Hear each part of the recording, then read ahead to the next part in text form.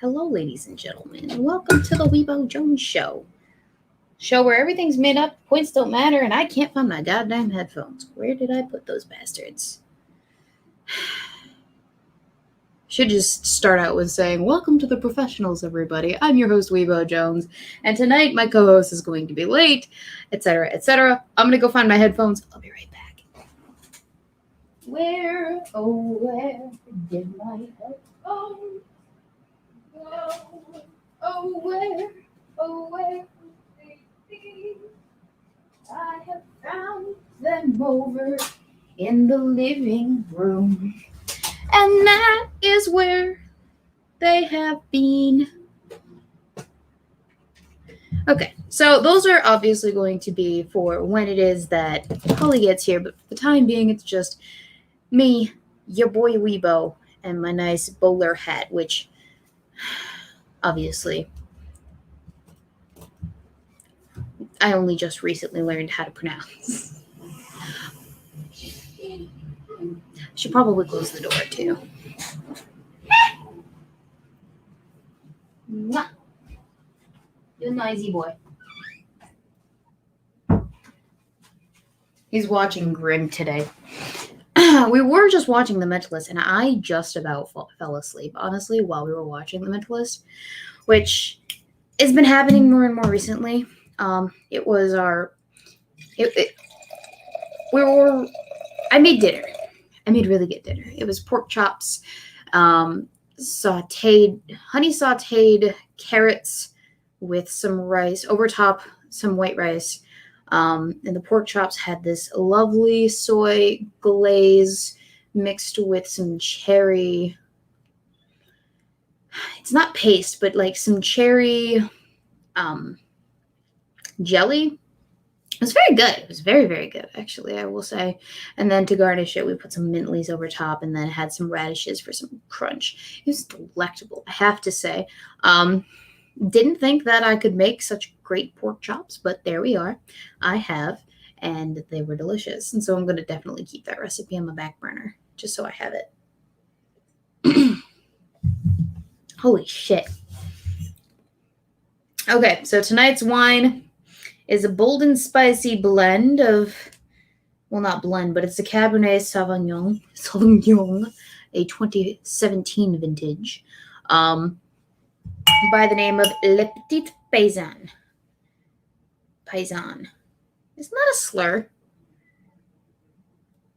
I believe that's a slur, but it's from San Bernardino County, California. It's not bad, but it has a taste to it. Like, it's very in your face, the taste. How would I describe it?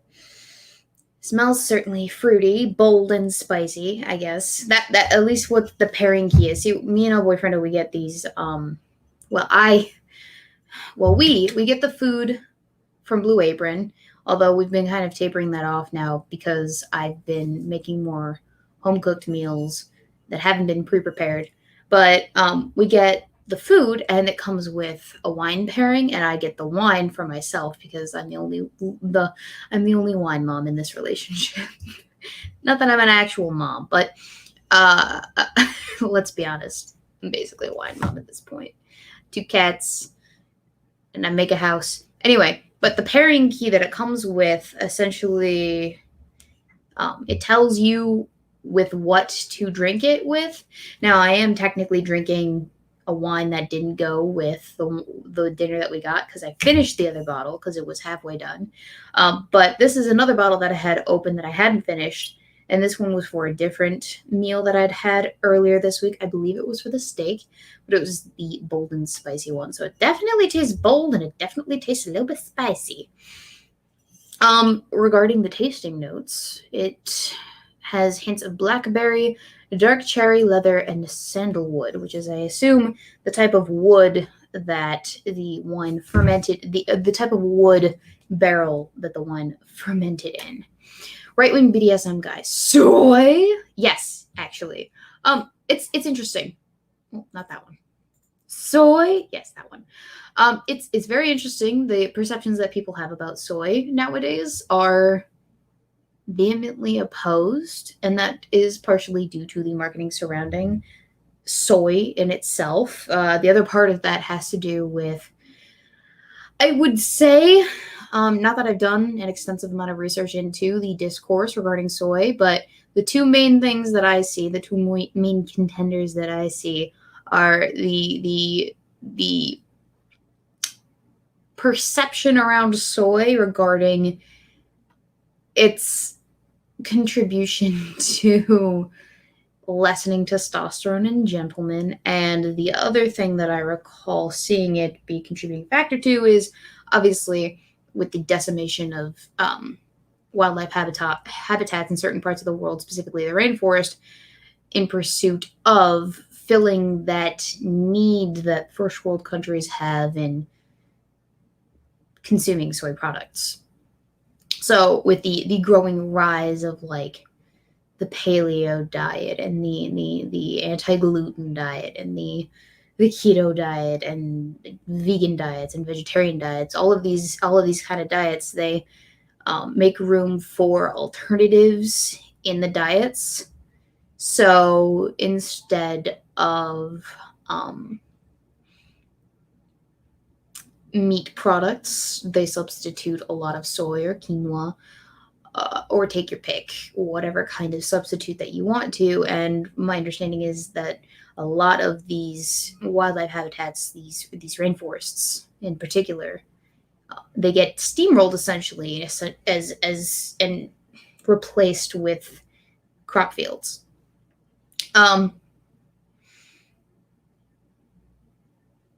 It happens, but the amount of soy glaze that I consumed, it was just part of the recipe. I don't actually know what goes into the soy glaze. All I know is it is soy glaze that Blue Apron sends us.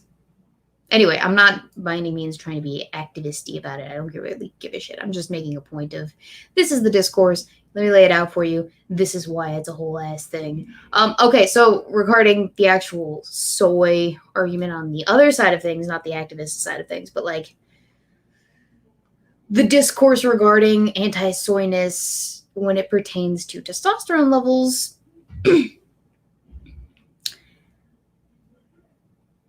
is my understanding that the research surrounding soy, it takes an immense amount of soy.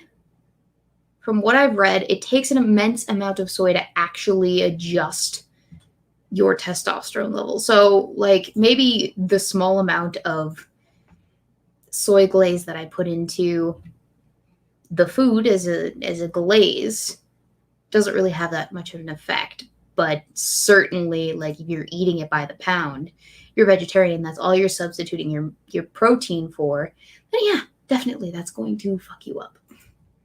But here's the thing, right?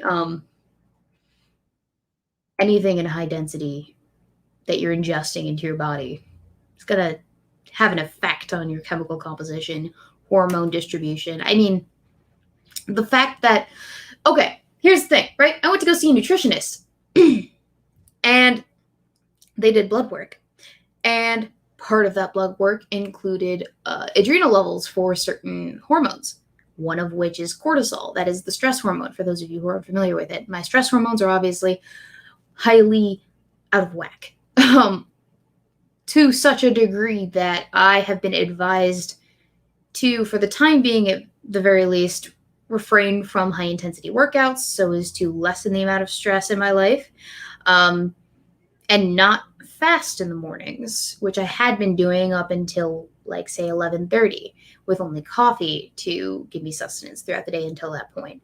Well, it turns out that if you don't eat, believe it or not, your body goes into starvation mode. You don't eat until like 11:30, your body registers that as a stressor because basically it sees, hey, your body is not getting the sustenance it needs until this hour, so starvation mode until that hour. So you're getting stressed out. So what my nutritionist advised me to do is start eating more frequently. So yeah, even not eating can have an effect on your body chemistry. Go figure. Yes, that is a thing. I gotta open up Streamlabs. I didn't really want to get into a discussion about food products and such this week,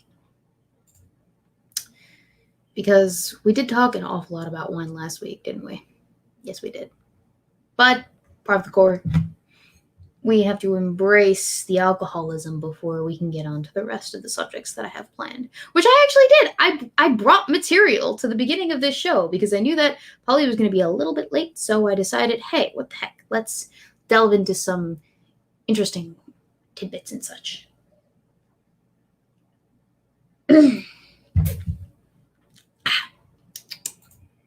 Brando says it can be dangerous fasting. Yes.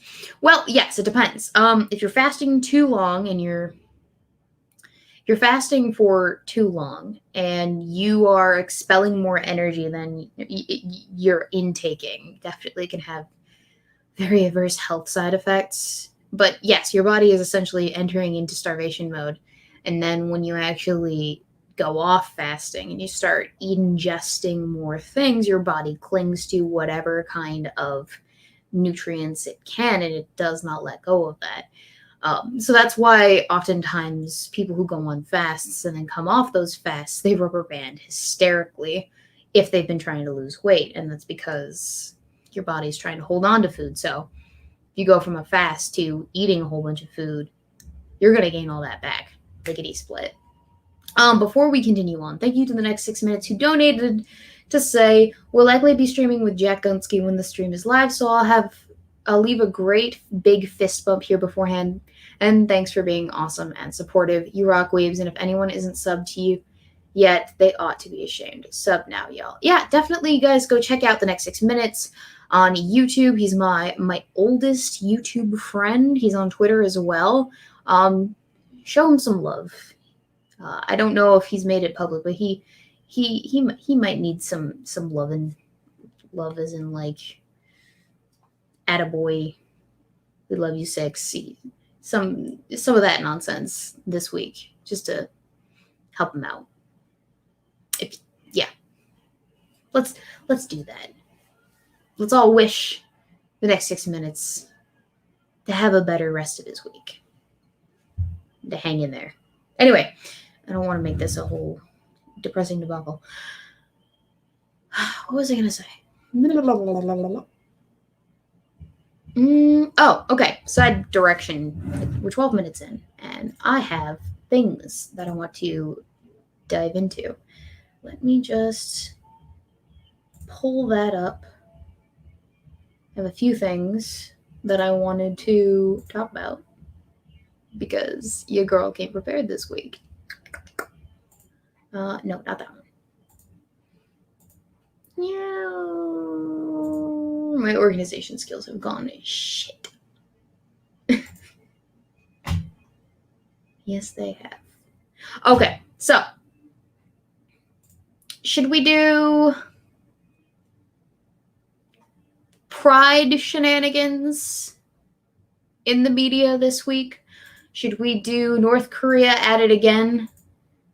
Totally relatable shenanigans. Should we do KKK Nazi shenanigans? I'll let the chat decide. Because I can do any. I can do all. It is not a big deal to me.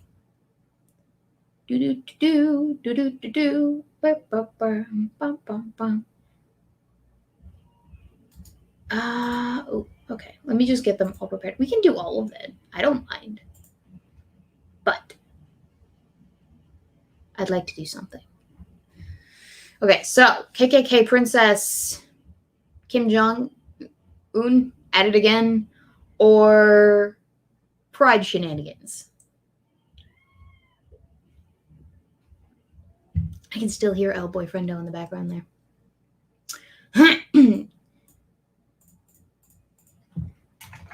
Ellie Kemper. That's one of the things that I wanted to talk about.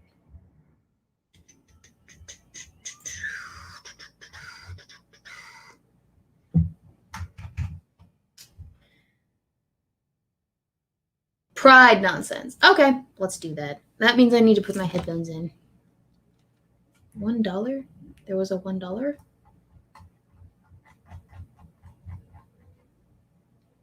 Lion, I don't know what that means.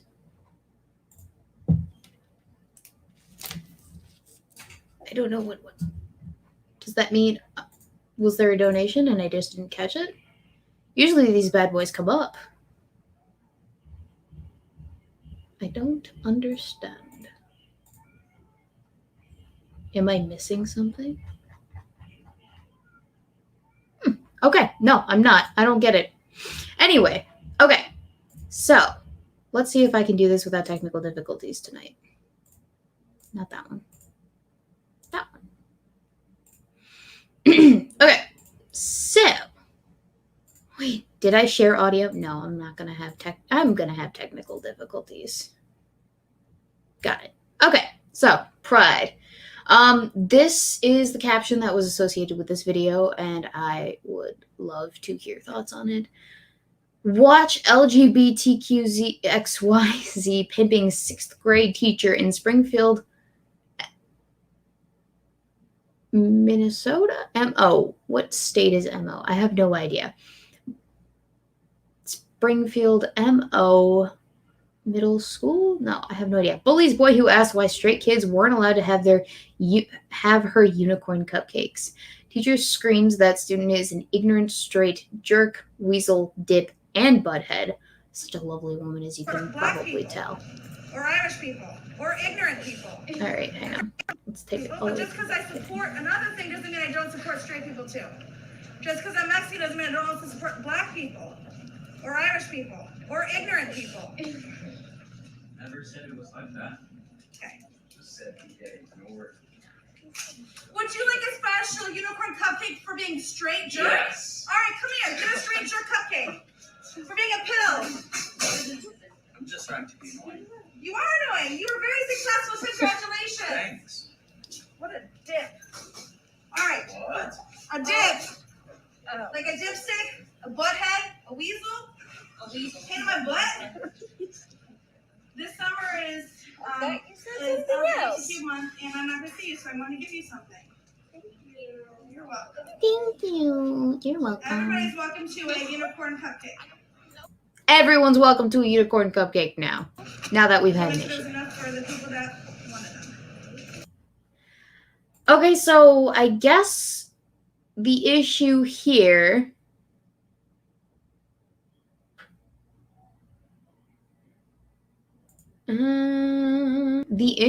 was essentially that this middle school teacher was giving out cupcakes to her students for Pride Month, specifically unicorn cupcakes to the Pride students, those students being the ones that were out of the closet or had an alternative identity, gender, sexuality that was not straight.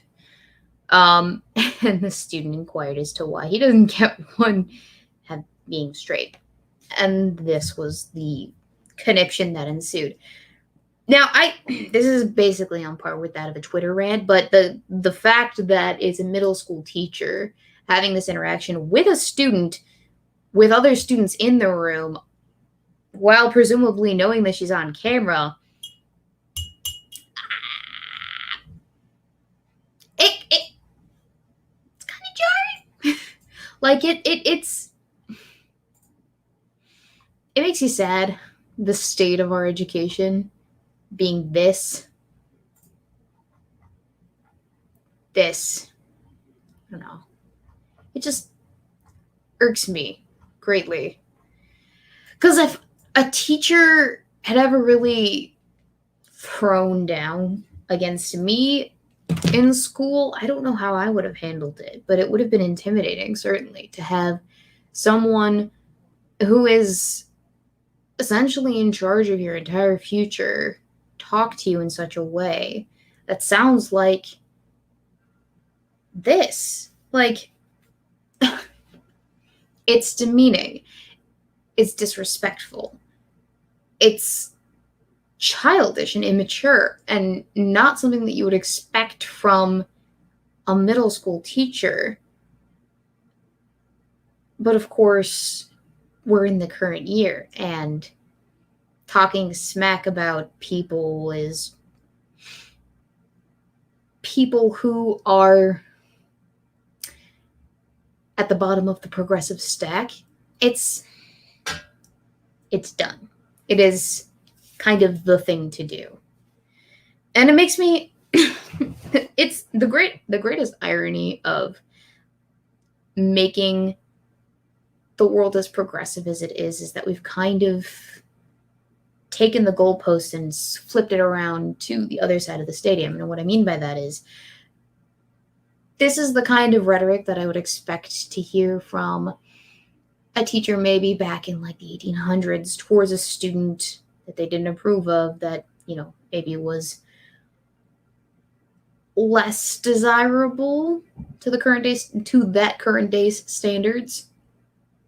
You know, maybe that was how teachers used to talk to black students at one point, or how teachers used to talk about transgender and queer students back then. Maybe it was how teachers referred, like, not specifically that language, but that kind of tone, that kind of disrespect, the manner of speaking, and the tendency to elect to be discriminatory. Maybe that was a way that people were referring to others that were others. Am I making sense? Let me try this again.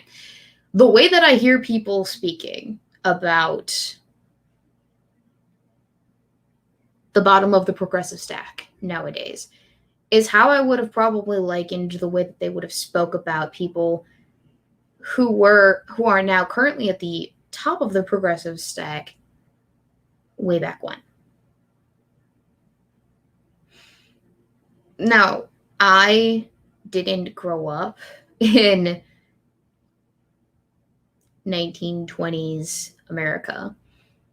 I wasn't there when America was discriminating against people of color. I wasn't there when LGBTQ people were fighting for the ability to be recognized, because I was goddamn young. I was super young. I think I was only like in middle school or high school when gay marriage was legalized. And at that point, it was pretty normalized in at least my high school generation that, you know, LGBTQ, it is what it is, you know, don't judge.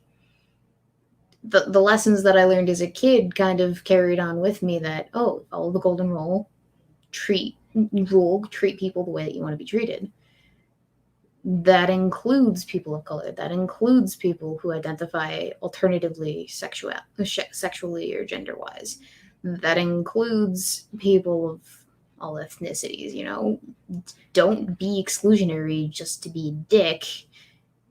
Just because you've heard this stereotype about an entire group of people doesn't make it true for that one person that you do know.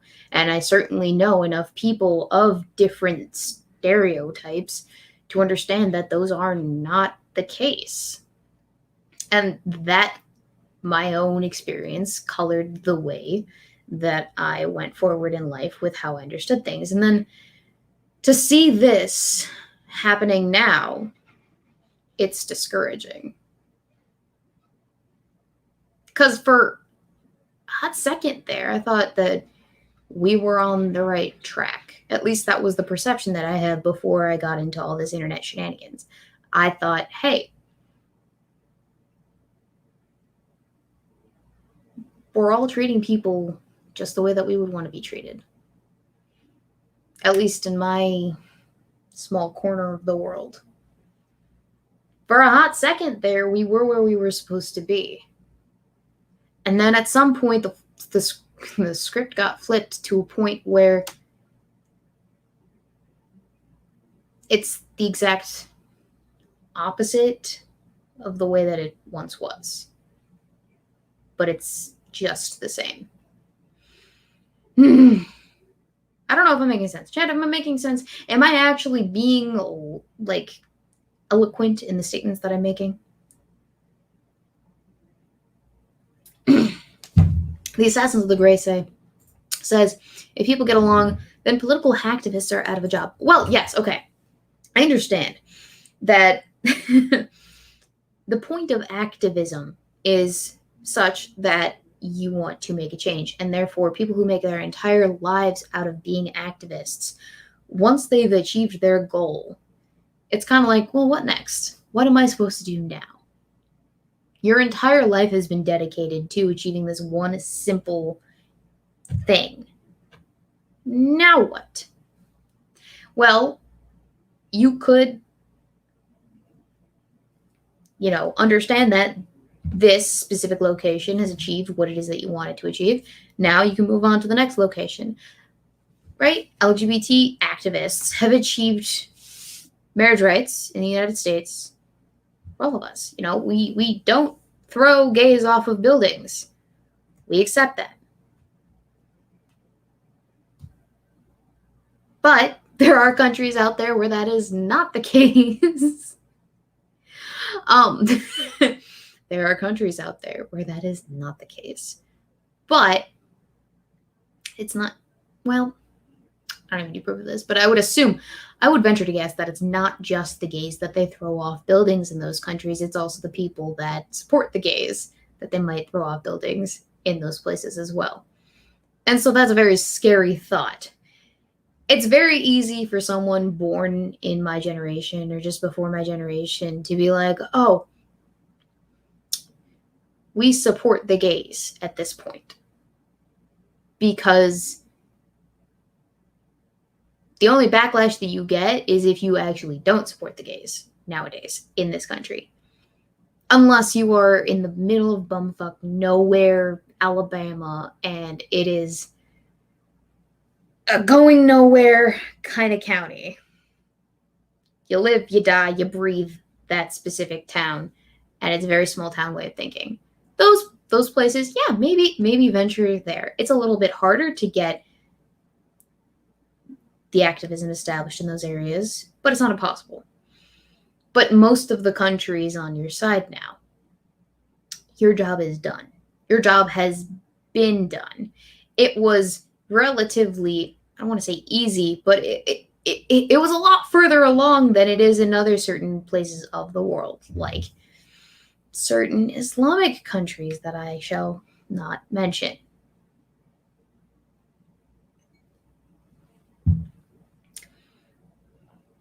I understand the risk of going to those countries and being activists in those countries. But if no one does that, then it doesn't get done. I mean, there was a point in our country where the relations between the races were absolutely horrid, absolutely abominable. And it was a life or death thing. And people protested. And the perception got changed. And it took a fuck ton of time to get to where we are. Only for us to backtrack. Only for the race relations to go up in flames all over again. I don't know. Why would you want to backtrack that? Why would you want to create more discourse other than job security? It's dirty. It's disgusting.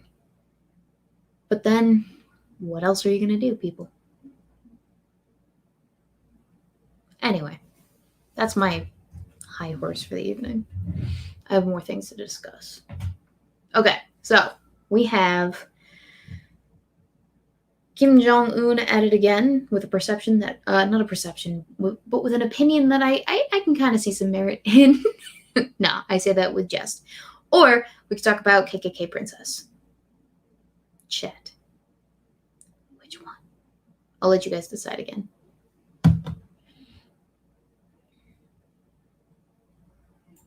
James Colley says, in order to get off Ramadan duties, I told a group of inmates that it was canceled because Allah choked on a pork chop. Rough. The Assassins of the Grey says, make no mention of all the semi-organized racial killings against Boer farmers in South America. It's just robberies gone wrong. Here's the thing, right? I don't understand why people fall into the trap of eye for an eye.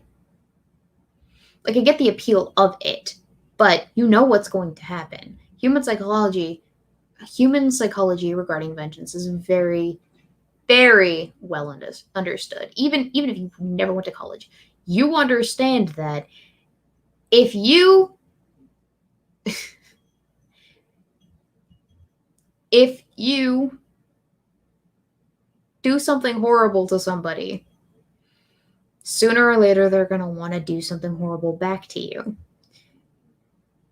And then that resentment and the other party's just going to fester and fester until they do something horrid back to you. And then it's just a vicious cycle of revenge, revenge, revenge, revenge. And some people will refer to it as justice because they feel entitled to justice. But at the end of the day, in all reality, all you're getting is vengeance out of this. And you're breeding future retaliation. Because as I understand it, right, the South African farmers had their land generationally, like many, many generations ago. They had it given to them after it had been taken from the native population. Rather violently. And now people are demanding what is essentially reparations. If I have that wrong, someone correct me, because that is my understanding of the situation in South Africa. I actually don't follow a whole lot of that international, well, not international, but I don't follow every international story like I do some stories, if that makes sense. I only have a limited bandwidth of research capabilities nowadays, so I can be partially versed on things. I can be partially versed on things, but not supremely well versed on everything, if that makes sense.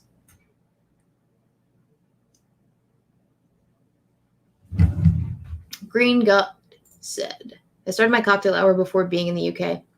Started to think I've had too much cocktail beer hour. Have Celtic coin. Thank you, Green Gut. I appreciate that. There was no native population in South Africa when it was established. They migrated south later on. Well, hang on. Let's look into it. South African conflict. Boer farmers? How do I say that? B-O-E-R. The Boer War. Oh, that looks like an interesting paper. The Second Boer War to distinguish... Oh, boy. Is this a whole ass paper? It's 66 pages. All right, I need a little something less. Okay. Wikipedia. I understand the woes of using Wikipedia for such things, but it does give a relatively nice summary of the occurrences as they were. So the First Anglo-Boer War, also known as the First Boer War, also known as the First Anglo-Boer War or the Transvaal War, was fought from 16th of December 1880 until 23rd of March 1881. It was the first clash between British and South African Republic Tsar Boers. It was precipitated by Sir Theophilus Shepstone.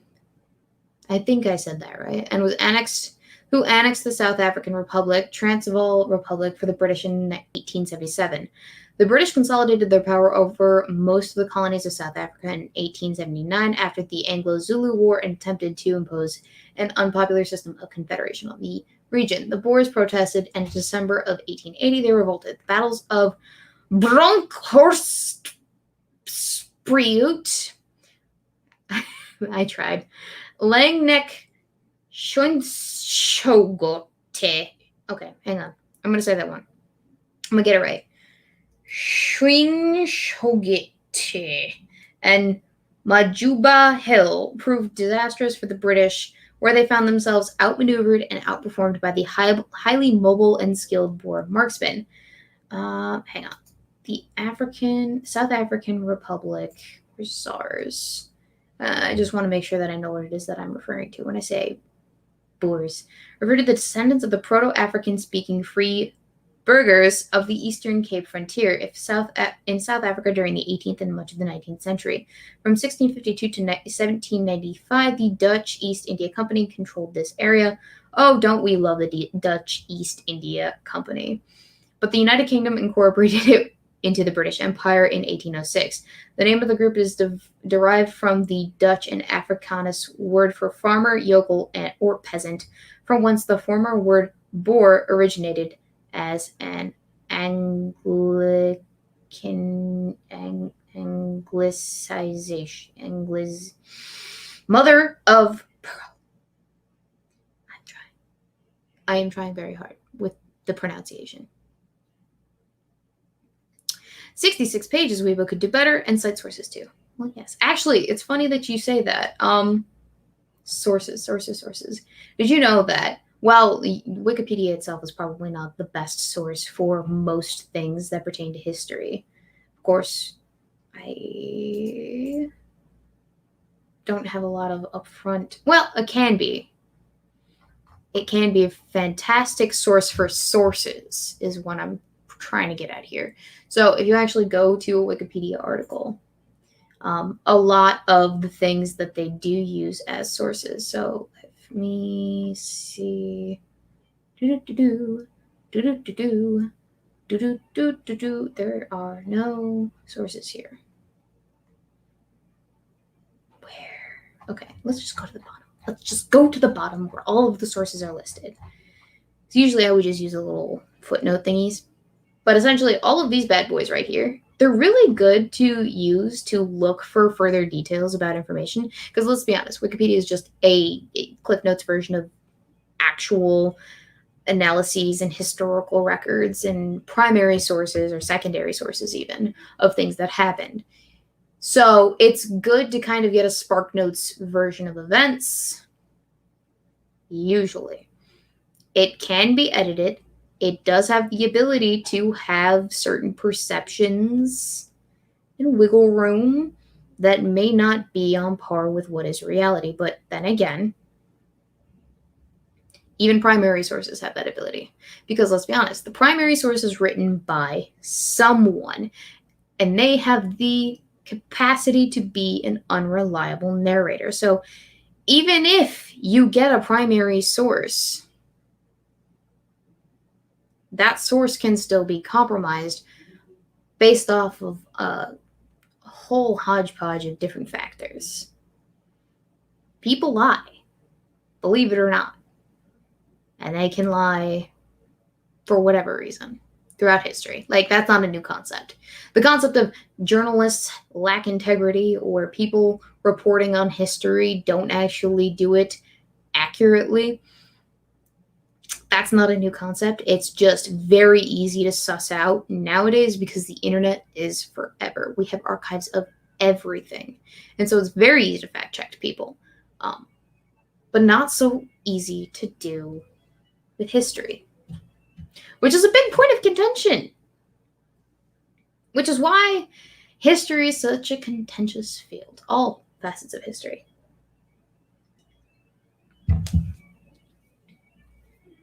James Cully. So use Wikipedia for gathering sources, not as a source. You can use it as a baseline to gather sources, to get an understanding of what direction it is that you want to go in. Like, it's very good for sorting out, it's very good for sorting out, like, highlights of things that you would want to talk about. So, for instance, we're talking about the military history of South Africa. Well, we have prehistory, which we can go into much more depth about, or we have the Keo Dutch Wars, the Anglo-Dutch rivalry, and then smaller versions of, or smaller subsections regarding those, et cetera, et cetera. It's good for getting a basis and organizing the history or the topics that you can delve deeper into.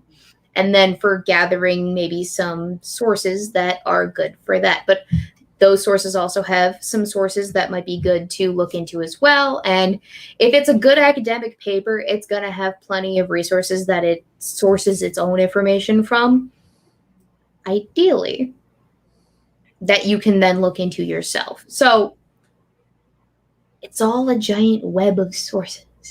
Hi, Polly. Hello. We're talking about the validity of Wikipedia right now.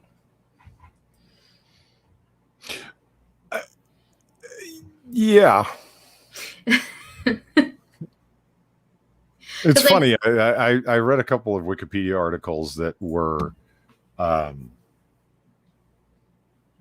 obvious in their editing in the past week. Where it's like, gee, who's been editing this one? And you go to the talk page, and you see people arguing points and reverting scripts to original statements when people try to add things in that were sourced and verifiable and not untrue and not said egregiously, but it just takes away from my narrative. Revert, and it's all of a sudden, the text is back to where it was before. Well, that's the thing about Wikipedia too, is that while it does have the most recent version of what it was that someone edited to be, you can go back and look at the completed revisionist history and look at what once was, what's been updated. Interesting choice of words. You can look at the revisionist history. It's exactly what, Well, it is. But essentially my assessment of Wikipedia is that it's a good starting point for your research. If you want to get a baseline understanding of what happened and the different aspects that are involved with it, that's what it's good for. And if you want to get an idea of where to look for sources, that's what it's good for. But I wouldn't take it wholly at its word because it's not gospel. Yeah, I would agree with that, with the only caveat being depends on the subject matter. That too. Like military history, it is surprisingly good. Depending on the battle. Now, if the military history you're looking into is Israel-Palestine, well, then it's sketchy. Yeah. If you want to look into the Battle of Cannae, it's excellent. Fucking excellent. First and Second Peloponnesian Wars, excellent. As soon as you get into anything in the modern era, 2003 invasion of Iraq, oh, Jesus. It's a bunch of W haters, right? And and I'm not trying to make a claim that they should or shouldn't hate the man. It's just, it's obviously not what, it's not historiographically sound. It's not a responsible historical reconstruction. And I would argue that it's got sources. Yeah, but your sources are shit.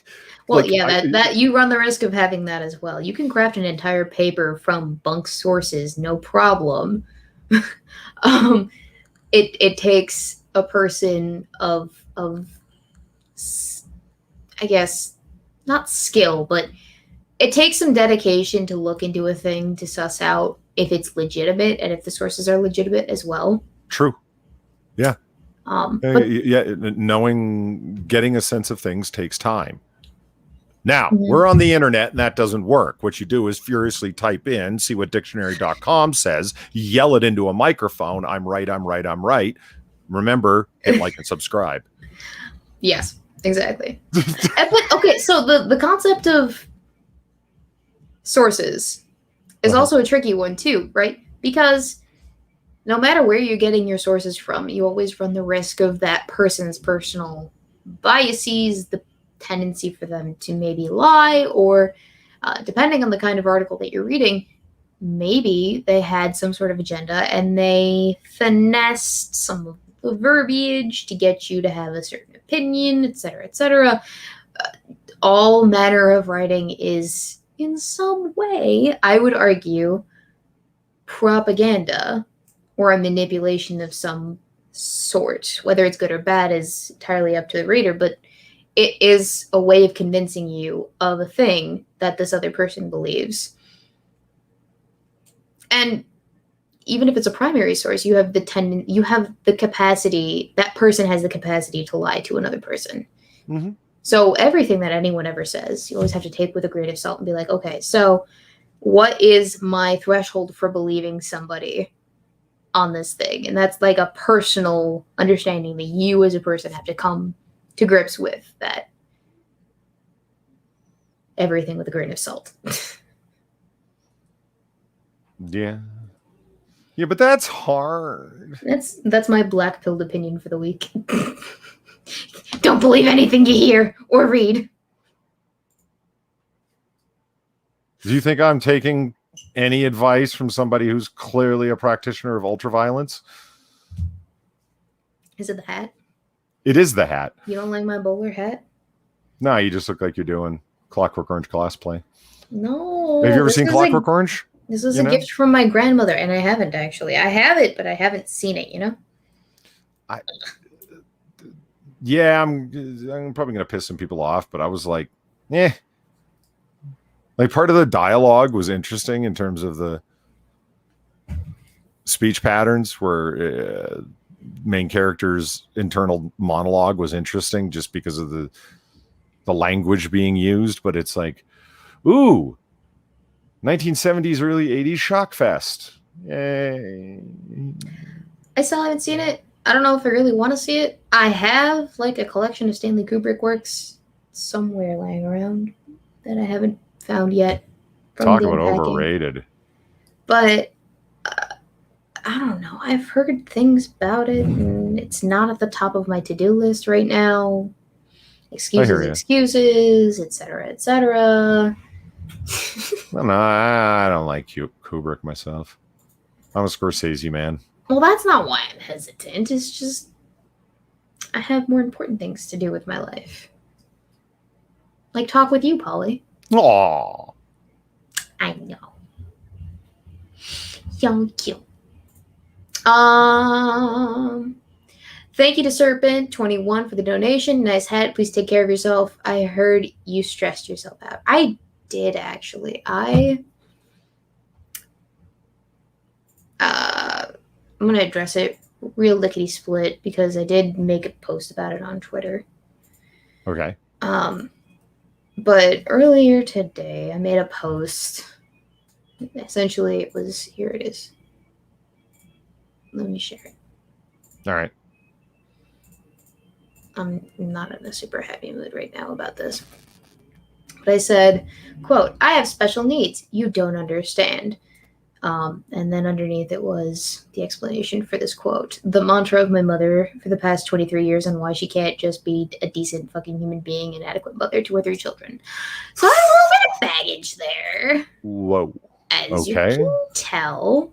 And I won't get into the specifics of the details because it's not necessary, but of what prompted that posting.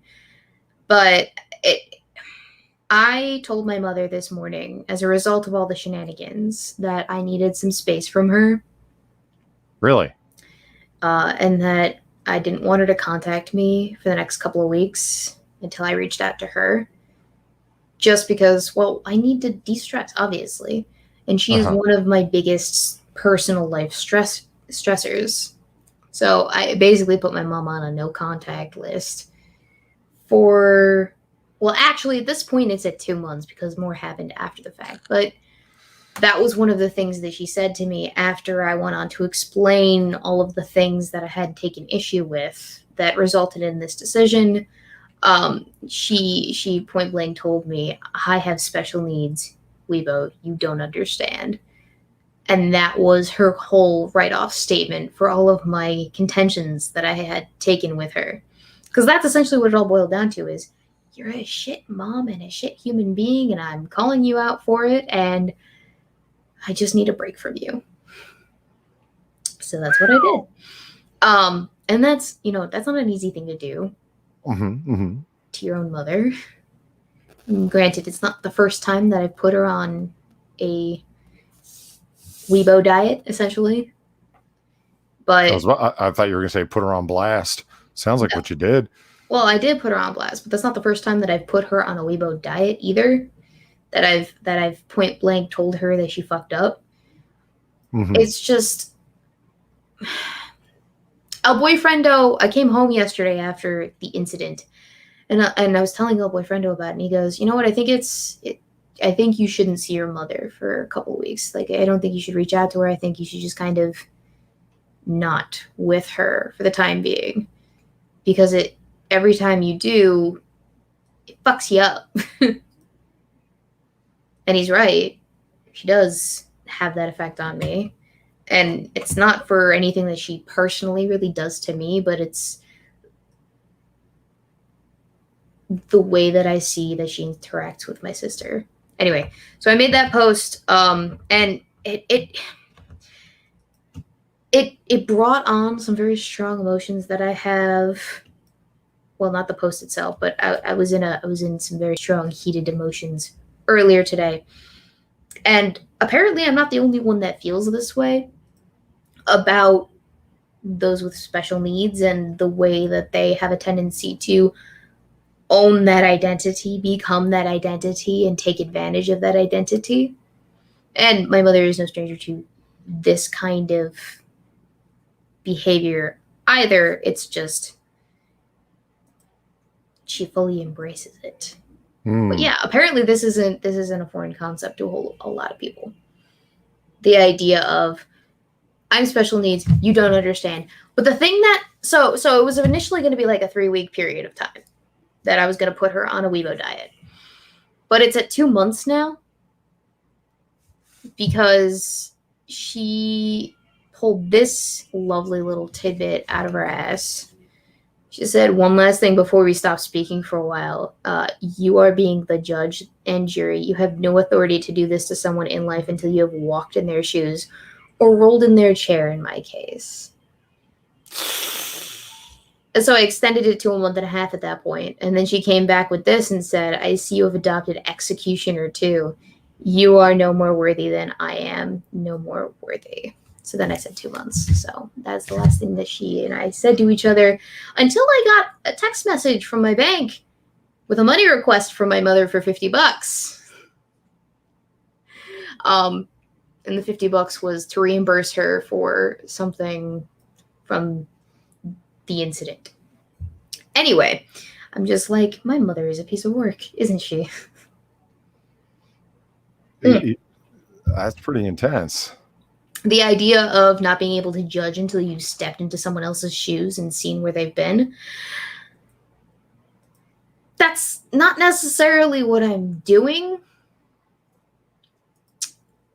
I'm telling her that her handicaps, be them what they are no excuse for her to be a subpar mother to her daughter, are no excuse for her to be a shitty human being to people, are no excuse for her to be completely embracing of this I am so helpless, I need you to do everything for me lifestyle that she has adopted.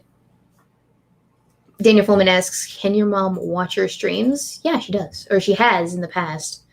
I don't know if she's going to watch this one, but I have absolutely no shame in anything that I say about the situation regarding my mother. But yeah, I made that post because, I don't know, it irked me so much. I have special needs, you don't understand. I don't have to understand your specific life's quandaries to recognize that just because you have those issues doesn't give you the right to be an ass. But she doesn't see that. And it just boggles my mind that that is something, that is perception that she can hold about herself, about life, that I don't get to judge unless I've rolled in a wheelchair the way that she handles her existence. Just, yeah, no. Thank you, Green God. Sorry to hear, bud. I hope you're doing well. Hopefully some Celtic coin, the superior currency, will do, or will help. Appreciate it. The superior currency.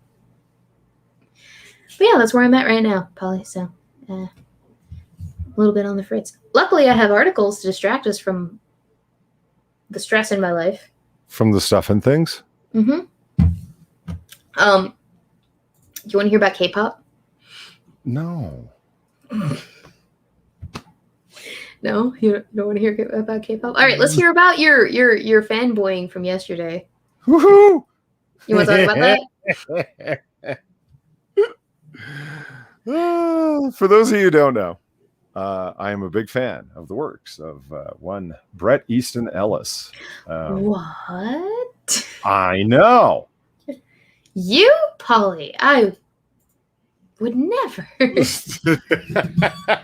the book that Weebo somewhat recently read that she didn't understand at all. I understood it. I didn't like it, and I think it's because it's such a foreign. You did it all wrong. We were supposed to read it together, so I could. You didn't say that to me until after I was like halfway through the book. You're like, Weebo, what if we like read it together? And I'm like, okay, great, but like I'm just about halfway, man. I'm just about halfway, man. Oh Jesus! I did not understand it. It's okay. It's like pretend you've never had anything sour in your entire life. Ever. Right. You've never eaten anything sour in your entire life. And then one day someone comes around and they're like, you should really try this sour thing, this Sour Patch gummy bears. You'll love them. Or you should just try them because they're my favorite candy. And you try them and you're like, that is odd and unorthodox and completely foreign to me. I haven't made up my mind about this. That's not my cup of tea. And then that person's like, but wait, we didn't chew it together. We need to savor this experience. You just don't understand the Sour Patch Kids. Okay, no, hold on. Let us think about this in this way. Okay. The first time we watched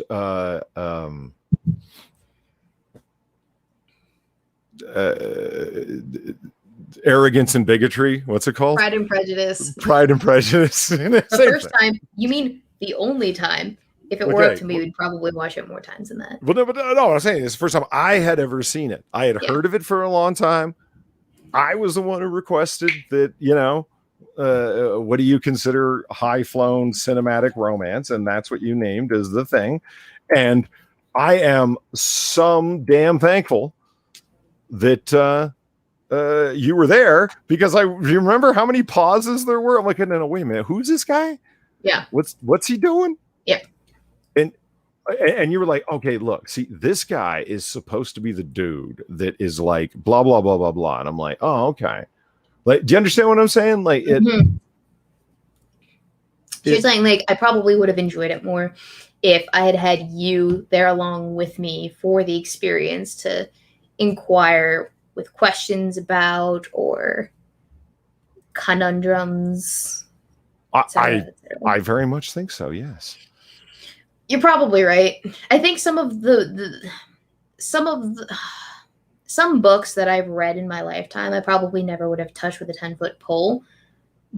But in reading them along with someone who's already consumed that piece of content and has some perceptions about that piece of content, made it easier for me to digest that piece of content. No, I can't really use that as an example. To bring some contextualizing, if you will, to the... Contextualizing, yes, certainly. I'm trying to come up with an example, maybe. I guess probably The Book Thief, maybe, is one. There we go. Oh, you do have an otter with a bowler hat. Bowler otter. I knew I had him somewhere. There he is. But... So The Book Thief, it's a book about World War II. Actually, it's been a while since I read it, so that's about how much I remember of it, because it was maybe 7 years that I read it. No, I was a senior. No, I was a junior in high school. So maybe 6 years, roughly. But I read that, and I only enjoyed it because of the discussions that we really had about it after the fact. Because we delved deeper into it. not because I actually like the book. Yeah. And I'm just saying that given the opportunity to it's especially like, didn't I tell you that none of the characters were likable? Didn't I say that before you even read it, that they're all terrible people? You did say that. You did warn me. I hated every single one of them with a burning passion. I'm like, okay, let me ask you a question. none of these people were good. Who did you hate the most? Oh god.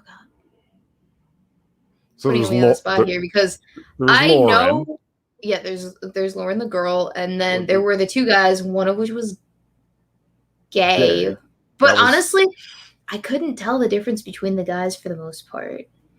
Even though they had really? Yeah, well, even though they had different like audible voice actors to them. There was the sporty one, and then there was the drama student one.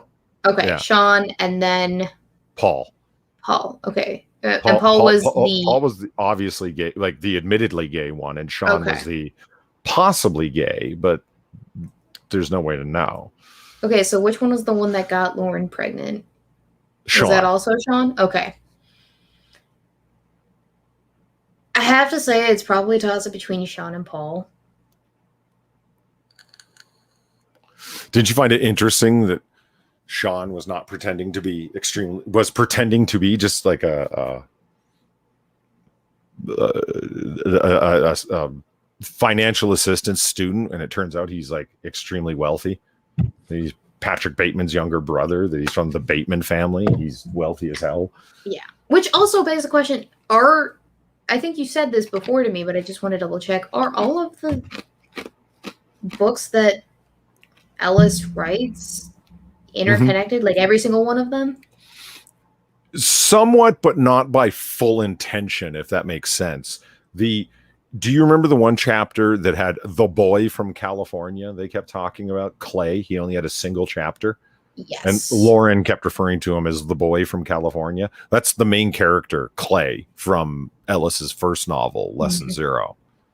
Yeah. And then he just decided to include him. And his second novel, which is the one you read, Rules of Attraction, he creates this array of characters, and it was Patrick Bateman that interested him the most in terms of, I'm now living in Manhattan and I'm surrounded by these guys who kind of remind me of like, what happens if I fully fleshed out Patrick Bateman? And then the idea of what happens if I turn him into a serial killer? And that's American Psycho. Mm-hmm. Okay. And so it's sort of like, in Glamorama, you didn't find Lauren's never-ending pining for Victor, dear Victor, hilarious? No, I did actually. I think that was the only part that I enjoyed, was the fact that she's like, I'm so in love, and then Victor's off doing God knows what the fuck, and he doesn't. She is back at Camden sleeping with God knows who. Victor, dear Victor, like, oh my God, you people, you're terrible human beings. I hated every single character, and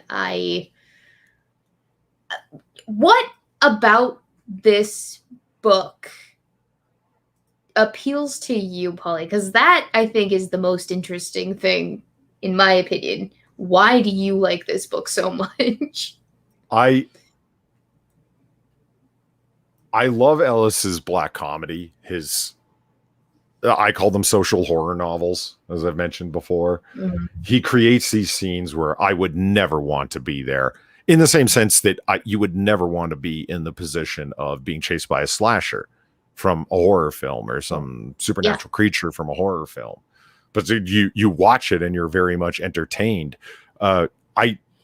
Ellis's characters are so well developed. They seem extremely real to me. I have known girls like Lauren where they have good intentions, but like they're all abundantly human. With their good intentions are mixed up with hypocrisies and lust and just not knowing and just stupid decision making. And then once you mix in a hell of a lot of booze, it just becomes an absolute fuckfest. Yeah, in both senses of the word. And she's so mad at Victor. Like, Victor completely forgets who she is You know, like this moment of realization that she's wasted this entire semester, and they could, what if he's thinking of me now? And he doesn't even really remember her, not really. But what does she do? She leaves with him at the end of the novel. Pause. Thank you, SS Serpent21 for the donation. Isn't that hat Weebo is wearing a Hamburg? No, it is a bowler.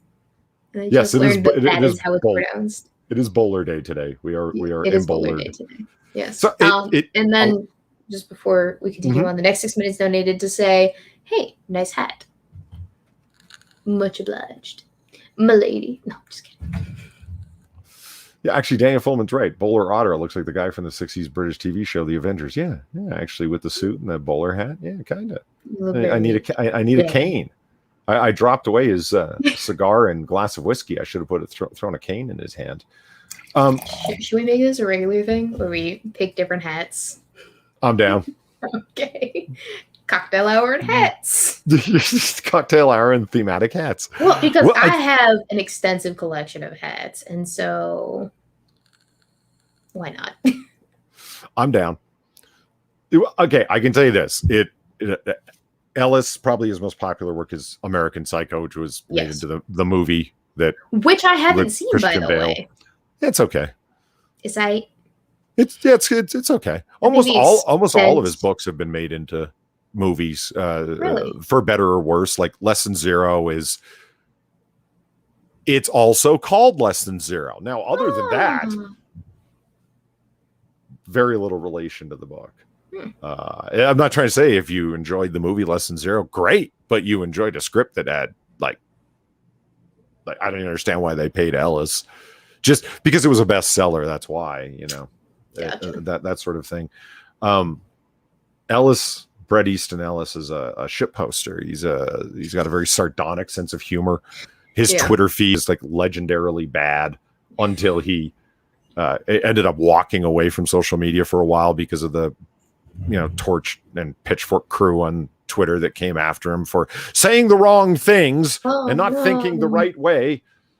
And then he ended up writing his first nonfiction book that was called White, and nothing aggrieved the Hollywood people that because as a writer, he knows he's written stuff and that you got paid a fuck ton of money to write, and then it never got turned into a movie. Welcome to Hollywood. Like it just, I've lived in LA for a number of years after he moved from New York, and he's made hundreds and hundreds of thousands of dollars off of writing stuff that never got made into anything. And it's like, okay, I worked really hard on it. If you guys don't want to use it, I guess it's up to you. And every now and then he drops a novel, and it does extremely well because he's a very, very good writer. Anyway, over on my channel, because I'm a big fan of his writing, I've been doing chapter reads of American Psycho. And to my surprise yesterday, I go on my Twitter, and none other than Bret Easton Ellis himself retweeted my tweet where I said, in my ongoing quest to lose subscribers, I have uploaded my newest chapter read of Bret Easton Ellis's American Psycho. And I think with his sense of humor, he probably found that funny and retweeted it. And I was like, no, this is like some Ellis fan account or whatever. You know what I mean? It's like, no, it wasn't. No, it wasn't. I hovered my cursor over his name, and it was like, no, 650,000 followers, check mark, and I'm following him. So like, no, that's the Ellis himself. So yeah, I fanboyed for a minute. Wait, do you follow him on Twitter? Yeah, I do follow him on Twitter. Like I had been following him on Twitter. That's how I knew that it was.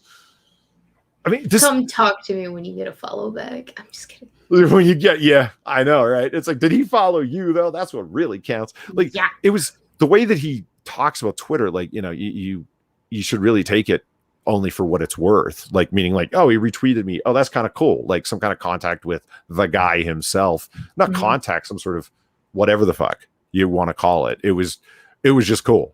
It was just cool. Because he's kind of like, after publishing White, he's kind of become a social pariah in a number of circles. He probably found my writing of that funny. It probably taking it in the sense of, associating yourself with Ellis now is a way to lose subscribers, not gain them. Whatever. He didn't just like it. He retweeted it. Yeah.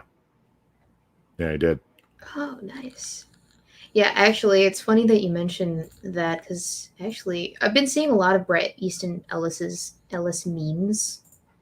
Well, not Bret Easton Ellis specifically, but the American Psycho business card memes. Yes. Yeah, yeah, Um, yeah. One of the best scenes from American Psycho in the book when they're comparing their their business fucking cards. God damn, that's some like okay. I can imagine myself doing that, not with business cards, but with fine shine.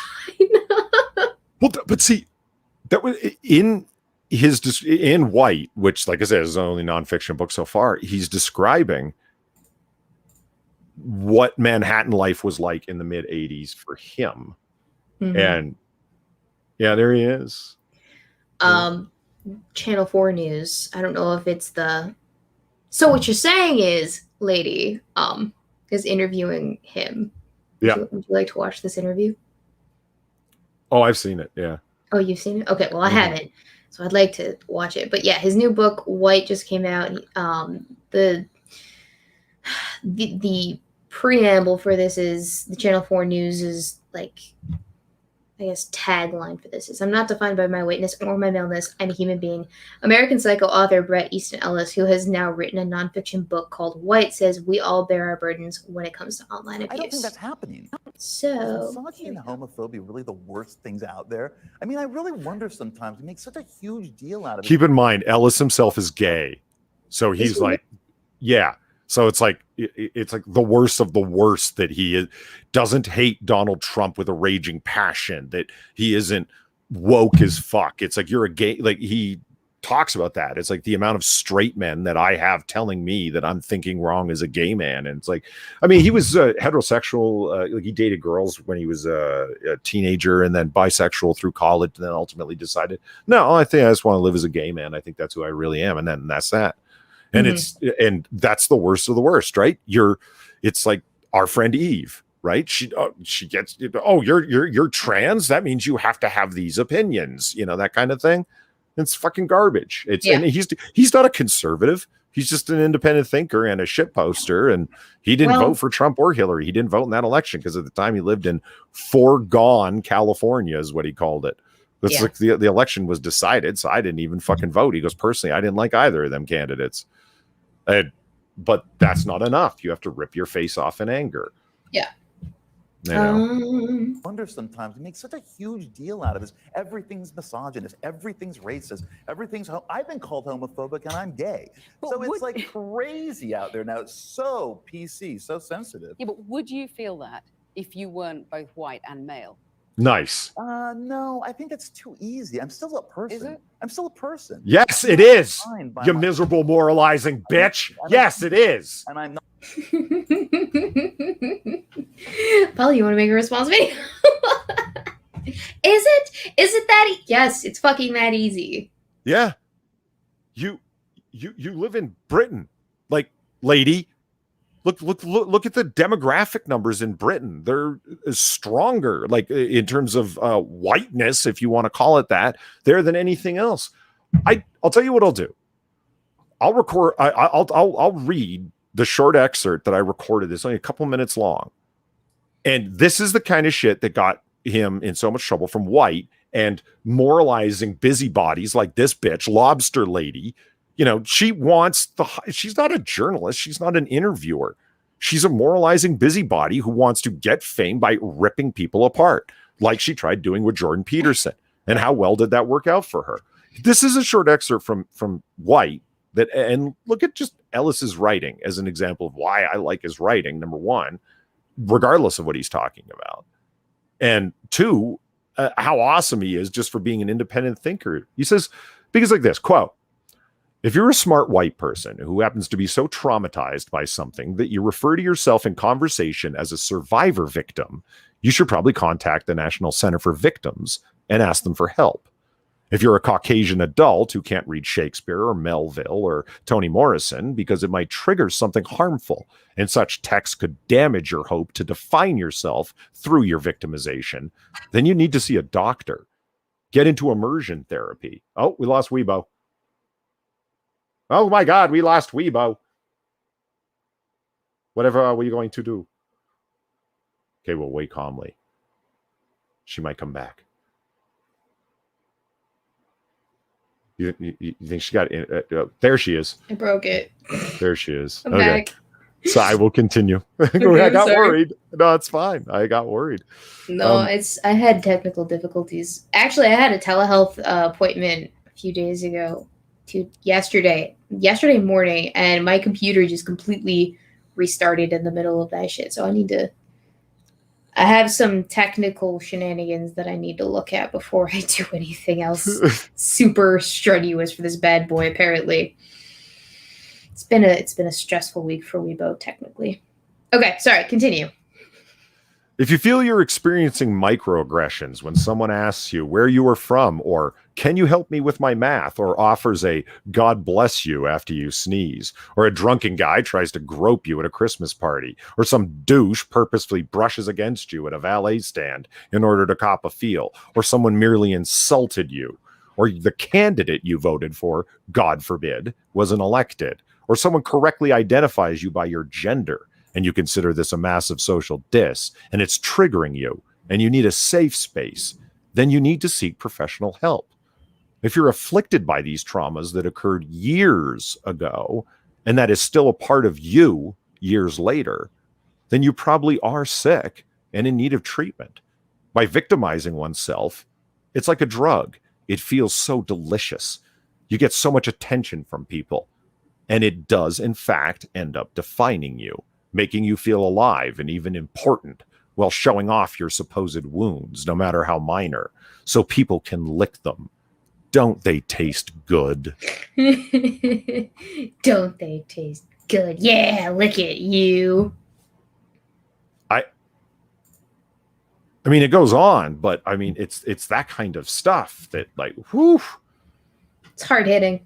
Well, it is, because like there's a sympathy there. It's like, if you really are in that position, you need help. Not on fucking a social media platform commiserating with others and self-diagnosing and diagnosing each other haphazardly and blaming everybody. Isn't it easier because you're a white male? Do we want to talk about privilege? Let's talk about the privilege of being able to racially insult an entire group of people and being applauded for it by all the guilty white liberals like the miserable bitch asking Bret Easton Ellis questions here. Oh, because white males. Really? when they're talking about whites that way, they're certainly not talking about me. I'm the liberal. No, bitch. You just got racially insulted because you have become so twisted at the top of moral mountain you can't even realize racism when it's plain and in the face of it. That's how lost you are. Big sad. Oh, the people are going to click my yeah, lick it statement. I figured as much. Shall we continue? Sure. I'm still a person, and I'm not defined by my whiteness or my maleness. I'm a human being, and I'm not, and that's just a fact. Whatever I can't help. I mean, this happened to me. I was born this way, so. But if you're a black woman and you're constantly getting racist, misogynist stuff on Twitter, that would get wearing, to say the least. Okay, how would you know, blonde, white, British lady? No.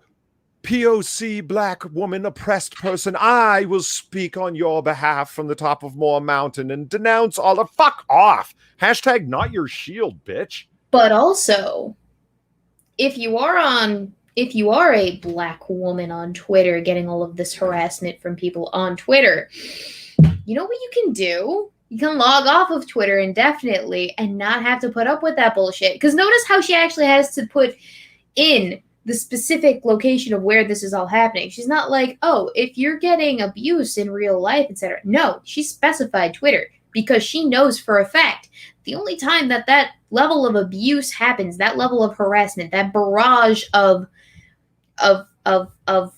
anger and bigotry, the only time it ever really happens is in the clusterfuck that is the online discourse.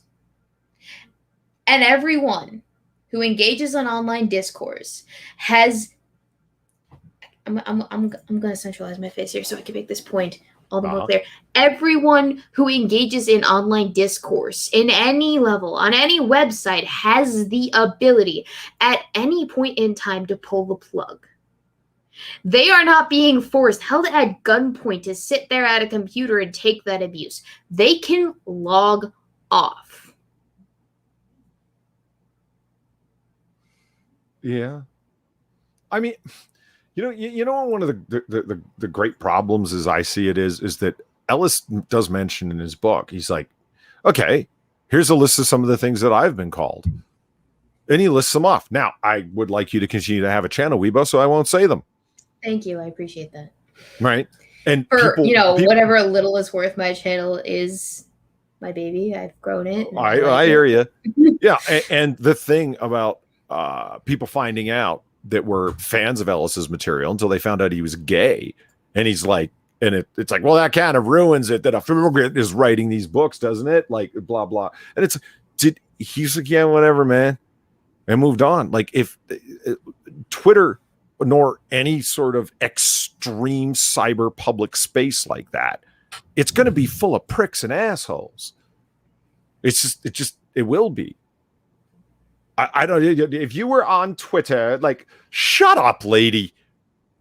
Again, journalists positioning themselves as activist moralists. It is my job to sit here and question you until you come around to agreeing that, yes, everything is bigoted, everything is racist, and everything is sexist. Lick the POC wounds. Oh, don't they taste good, moral British lady? Yes. Fuck off. To continue, we have like half of this video left. Look, we all bear our burdens. I get so much crap on Twitter. So much crap on Twitter. Probably much more than that black woman probably gets. Really? Well, they'd be kicked off.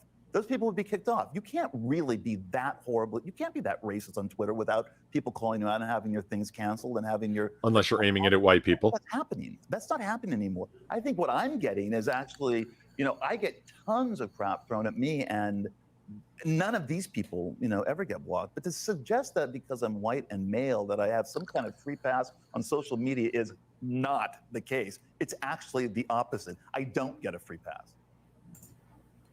Literally anyone could have told you that, though. Like, it shouldn't need to have been said. But apparently this is news to this lady. But that's the narrative, right? Mm-hmm. But here's the result of his new book, and the discourse that he's encouraged here is, this is the meme.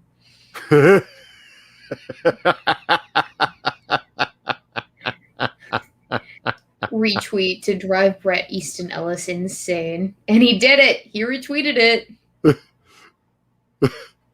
The subtle off-white coloring. It even has a watermark. Why would that drive Ellis insane? I don't know. I'm sure he would find that funny as fuck because of the... I'm sure he did. I laughed because it's funny as fuck. Hey, Polly, what kind of font is that? That's a good question. I don't know. I really need to know. Chat, can you help me identify the font here? Because I'm about to have some fun. Font Squirrel. It's your friend. Squirrel? Really? Yeah. You can take a video clip of something and drop it the way you would with a reverse image search, and it will identify fonts for you. Font Squirrel's awesome. Does it have to be a video clip? Can it be like a snip? Yeah. No. It should be a still frame. And do your best to square it up, because the more square and straight on and clean of an image it is, the better of a job it's going to do. Okay. All right. I'm going to make a comment about the difference in fonts, because obviously the person that made this did not even attempt to match the fonts. I mean, you get this idea, right? It's like, oh, you didn't agree with us about Trump. So the New Yorker magazine, right? During his book tour, the same way you do when you do a movie tour, right? Is coming out. New Yorker magazine, you should go read that interview. Every single fucking question was about Donald Trump. Don't you understand that he's a tyrant? Are you okay with when he did this? Don't you understand that he's oppressing trans people by doing that? Don't you? Every single question. Every single question. Don't you understand you're normalizing this man? This bigot, racist, sexist, homophobe, Islamophobe, xenophobe, trans. And after the fact, Ellis said that I even showed up there. He goes, the truth is, I got punked. I thought they wanted to talk about my book. They didn't. They wanted to rake me over the coals because they're super white liberal, Upper East Side Manhattan know-it-alls. And I should have fucking known better. All right. So I use the font identifier. Mm-hmm. Okay, so I have it saved to my desktop. Font 1 is the file. This could be a good time. What? What? What? What? Oh, okay, hang on. I got this. Font 1. What? What are you, Sinatra Says? I'm retarded, apparently. I don't Doing know what I'm off-stream stuff on a live stream, thinking it's trying- content? I'm trying to upload the freaking image, and it won't take it. Fucking take my image, you bitch. Do I have to pay you too, you whore? Wow. What is it actually saying? I can't read it. It's so small. Drag image to start or use an image URL. Okay. Did you do so? I did. Here, look at this. Right? Copy. You see it? Mm-hmm. Nothing. Nada. Save it to your hard drive and then drag the image from there. I did. Oh. Yeah.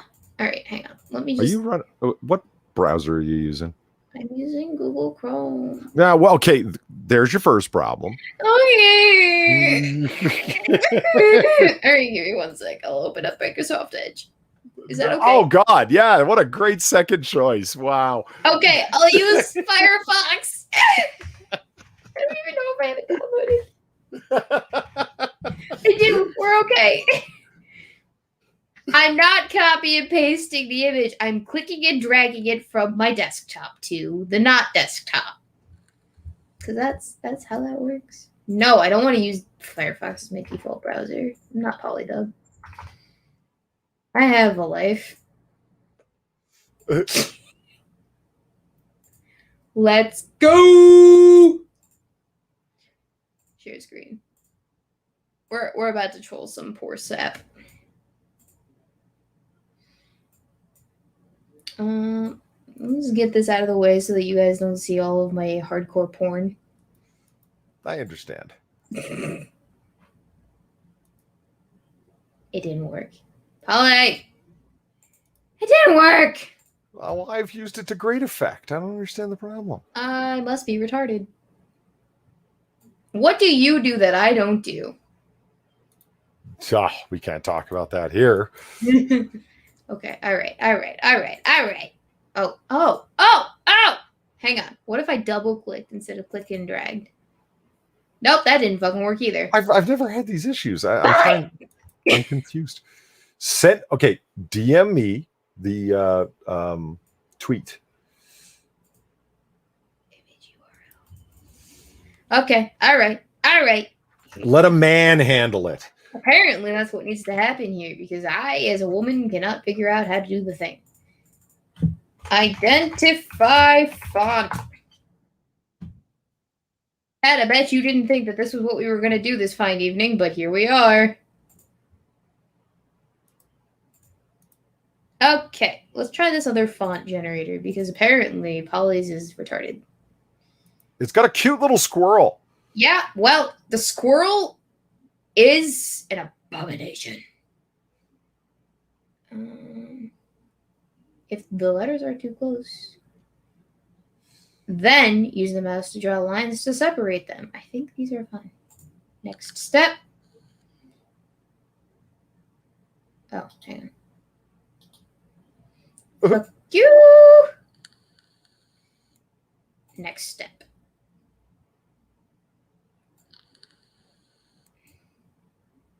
Next step. You know what the best part of Okay. American Psycho was? Seeing Jared Leto catch an axe to the face. Okay. No. Really? Hmm. Oh. E. And this is apparently rocket scientist. I don't think any of these fonts match. Nope. Nope. Nope. Nope. Nope. Nope. These are all too childish. Nope. Nope. Nope. Nope. Chat, I need help. Maybe this one. Labrador black. That's close. I bet Chad didn't realize that we were going to be doing this evening. Paul Allen, Kodak Warm logo, italic. Paul Allen, Paul Allen, Paul Allen, Paul Allen. None of these. None of these. I like how it's italic, but only because the image is sideways.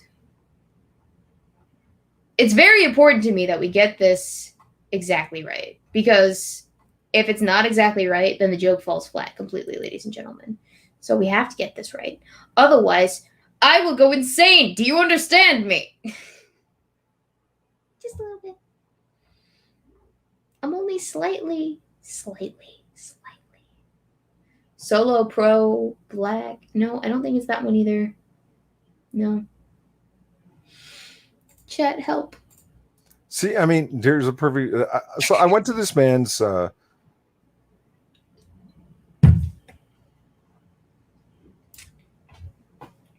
Yes.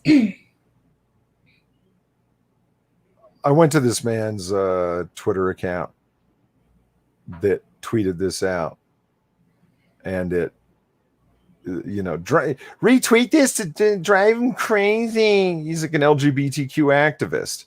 All this like, stop donating to these anti-gay, blah blah blah blah blah blah blah. Why should it be just something that I can Google? And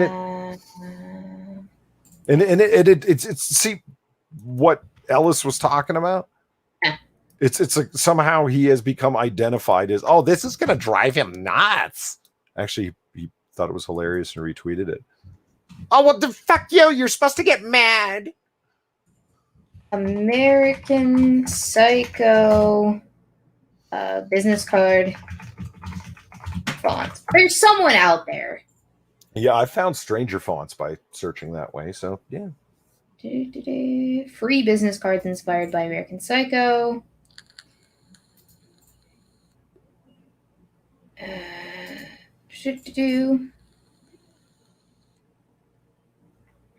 Oh, in American Psycho, the opening titles have the same font and color as Paul Allen's business card. See, ladies and gentlemen.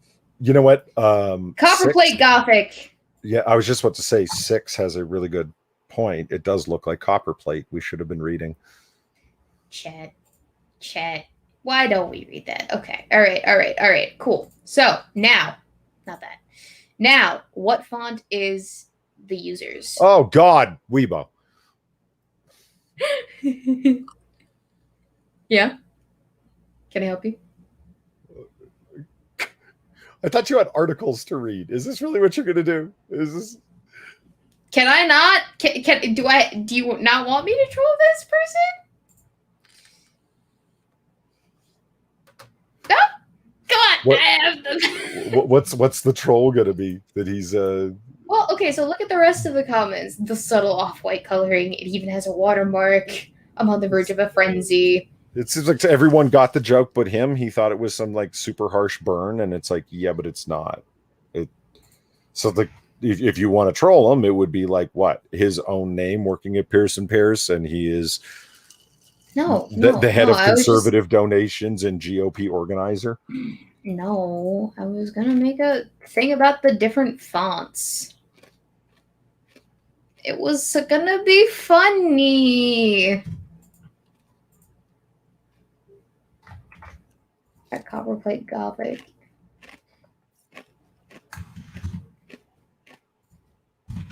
All that for this. You just took all of the wind out of my sails. How dare you? I'm just gonna type that, and that's gonna be it. All right. How about the KKK princess thing? That was my other article that I brought. Do you know who Ellie Kemper is? She was in The Office. She played No. the ginger. No. Okay. She was in The Office, and someone called her out on Twitter for having been a debutante once upon a time. So what? Well, apparently the organization that she was a debutante for at 19 years of age, which was like 20 years ago, apparently. But it has ties to the KKK, which, by the way, I couldn't really find a whole lot of evidence to suggest that that was actually the case. But at one point, it had racist history, etc., etc. So actress Ellie Kemper is apologizing for her involvement in a debutante ball as a teenager that had come under recent criticism for the organization's controversial history. She was crowned Queen of Love and Beauty at the Veiled Prophet Ball in 1999. The organization is based in Missouri and was founded in 1878 by former Confederate officers. So yeah, exactly. A million fucking years ago, something fucking like this. Nobody believes my theory of more. I say more of everything. Everybody who tweets something out, docs everybody, everything, all the time, until life becomes absolutely unlivable for every conservative, for every fucking liberal, to the point where there's no point in doing this anymore. Because it's all one side doing it against another side. And I say these things and people say, well, you know what? Well, you don't really have the moral high ground once you do that. Oh, right. And how's that fucking been working the fuck out? Well, let's be frank. Did the conservative side really have the moral high ground to begin with? When it don't care. Just cancel everything. Everything. Just earth that nonsense. Right, Polly? No, I want everything canceled. I want protesters outside of every journalist's home 24 hours a day. I want non-stop protests outside of every elected official's house. Democrats, Republicans, independents, fucking the Communist Party, the Weed Party, everyone. All the time. Every CEO in America can't go outside without, you did something, motherfucker, making it up. It doesn't matter. Constantly, endlessly, bitching until the flames of hell reach up and burn the whole fucking thing to the ground. Then someone will go, Jesus Christ, was any of this fucking worth it? Because do you think it will stop? It's successful. Cancel culture works. Why would anyone stop until it burns the whole fucking thing to the ground? Actually, I'm going to take umbrage with the statement that cancel culture works. It only works if you let it. And what I mean by that is those that do suffer from cancel culture. So something comes out about them and it is slightly off color from what it is that their branding is supposed to represent.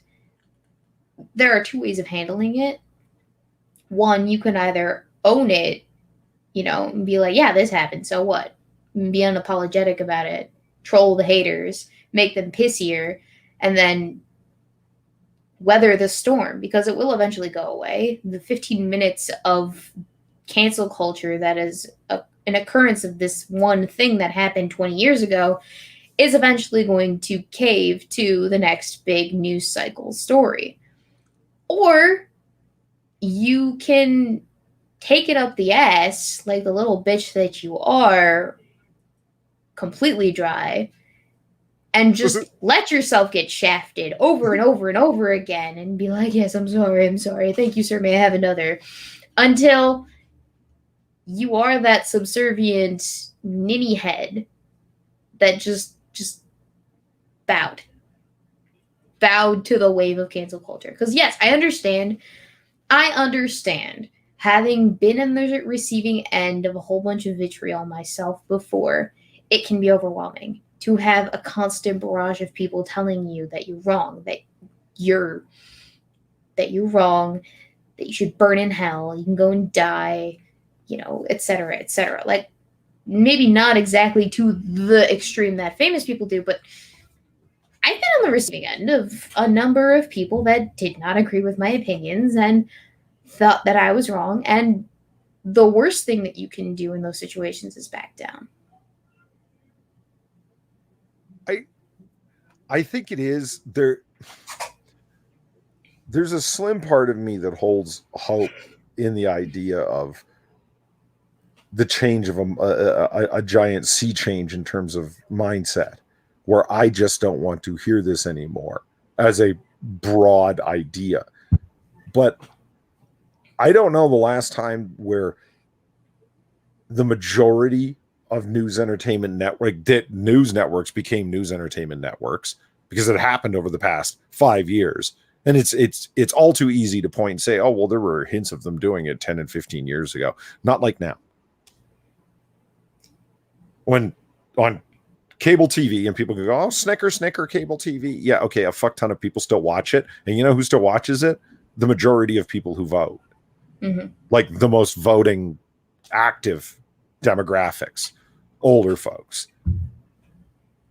You know what I mean? Millennials get their news from Twitter and Facebook. True, but none of them lazy hacktivists fucking vote, do they? No.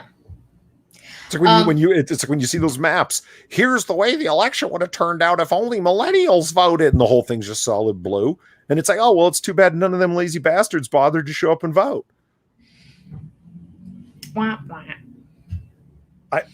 They vote with their Twitter handles. So you have cable TV, and the two most popular networks on cable TV are MSNBC and Fox.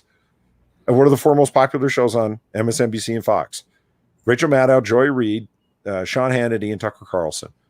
None of those four people are journalists. Those are all talk entertainment programs on news networks where they just talk about their ideas and their opinions on the world. And whether you agree with one of them and completely disagree with another one, the point remains is that the most popular viewed shows on those networks are people that are just carrying on with divisive shit, often talking about each other. Over at MSNBC, they're saying, over at CNN, they're saying, over at Fox, they're saying, like, I mean, it's mind-blowing. You never had journalists talking about each other in this kind of way before. I mean, think how much time CNN spends talking about Fox and how much time Tucker Carlson spends talking about CNN. Not that they don't have it coming, but that's because I agree with Tucker Carlson when he's lambasting CNN. But it's the point, is that news? Or are these quasi-celebrities banging it out on the networks? They're basically what is the equivalent of mainstream media YouTube reaction channels. Right. Which is quite entertaining to me. If they ever became self-aware. Oof. I would like to say something to Angron, the angriest boy, who said, tell that to the people who lost their jobs to cancel culture. Well, actually, we do have a success story regarding cancel culture. I mean, who here remembers the Nazi pug incident? I do. Yeah, I do very well. And that is an instance where Count Dankula basically was put on blast by the entire internet for a funny fucking joke. I thought it was hilarious. A little bit, childish. Probably something that El Boyfriendo would do. But yeah, it was funny. And he got arrested for it. And if I'm not mistaken, because I have heard him talk about it, the aftermath made him virtually unemployable. But it also made his entire online career. You can capitalize on that 15 minutes of cancel culture that happens as a result of whatever. You can also carry on. My wayward son. There'll be peace when God damn it. Okay, I'm sorry. I had to. But yeah, no, you can always carry on after the fact. I mean, you do not have to be your lowest point in life. And I think there are people that understand that. And cancel culture does not have to be the end of your entire life if you don't want it to be. If you let it be, then yeah, certainly it will be. But I'm of the belief that yes, this too shall pass at some point, and you are not dead. And so long as you are not 6 feet under the ground, you can still pull through.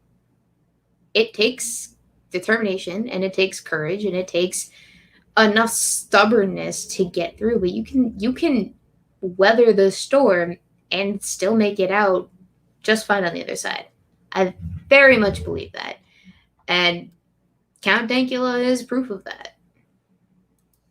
Yeah, but I mean, was fined. He has a criminal record for online hate crimes. Yeah.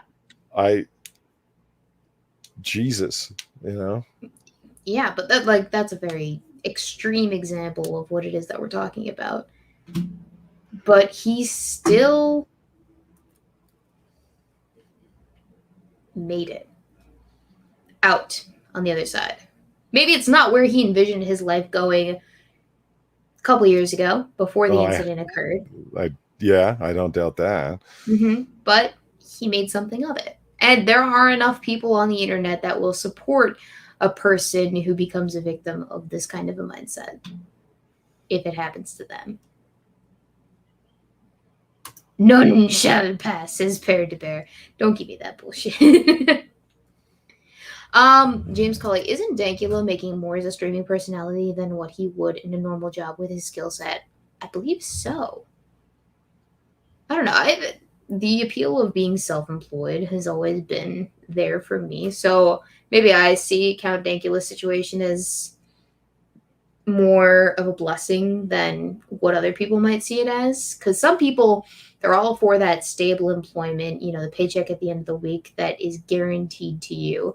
You're contractually bound to your employer, who is also legally bound to you unless in a case of like something egregious happening or something fireable, and they give you insurance and all these other benefits, et cetera, et cetera. Maybe that's not as attractive to those people that would prefer that kind of a life. But personally, I am of the mindset that I'm flexible. So if I were to be canceled tomorrow, I could still make something of it regardless. Of course, Angron the angriest voices, until YouTube decides he shouldn't exist anymore, alt platforms don't get views. Okay, so there is something to be said about that, but as long as you toe the line, you should be good. And then even then, there are still a whole lot of personalities out there that would call YouTube on their bullshit. Right now, I think if Count Dankula were to get banned for a video that he made for whatever reason, there would be an uproar. An uproar, but they'll do whatever they want. I mean, look at the reactions of Lindsay Ellis and ContraPoints when they caught the tiniest little taste of what they had been advocating for years. Yeah, let's go after all of them. But I'm the one with the right thing. This shouldn't be happening to me. And that's where I get the idea of more until it's happened, until ContraPoints has every one of her videos taken down and demonetized and knows what the burn feels like. She's like, oh, well, this is clearly some kind of mistake. Like, she makes like $28,000 a month off of fucking Patreon talking about her fucking oppression. I wonder if I won't crack that joke. Weebo, I like you having a channel. Oh, thank you. Well, Assassins of the Grey says I'm being a little bit naive about this. Am I though? Like, okay, so you don't have to go with the online personality route if you get canceled. You can literally do anything. The world is such that you have the ability to rebound in any capacity. I'm not saying that you have to be a YouTube personality. I'm saying that is an option. You can capitalize off the controversy, and that is certainly a lucrative business venture. That doesn't have to be the case, though. Even if you lose your job, you can always... It'll take a while sometimes, because I remember trying to find a job out of college. But you can always find another one. at some point. Like, I don't understand the concept of if I lose this job here, my entire life is over.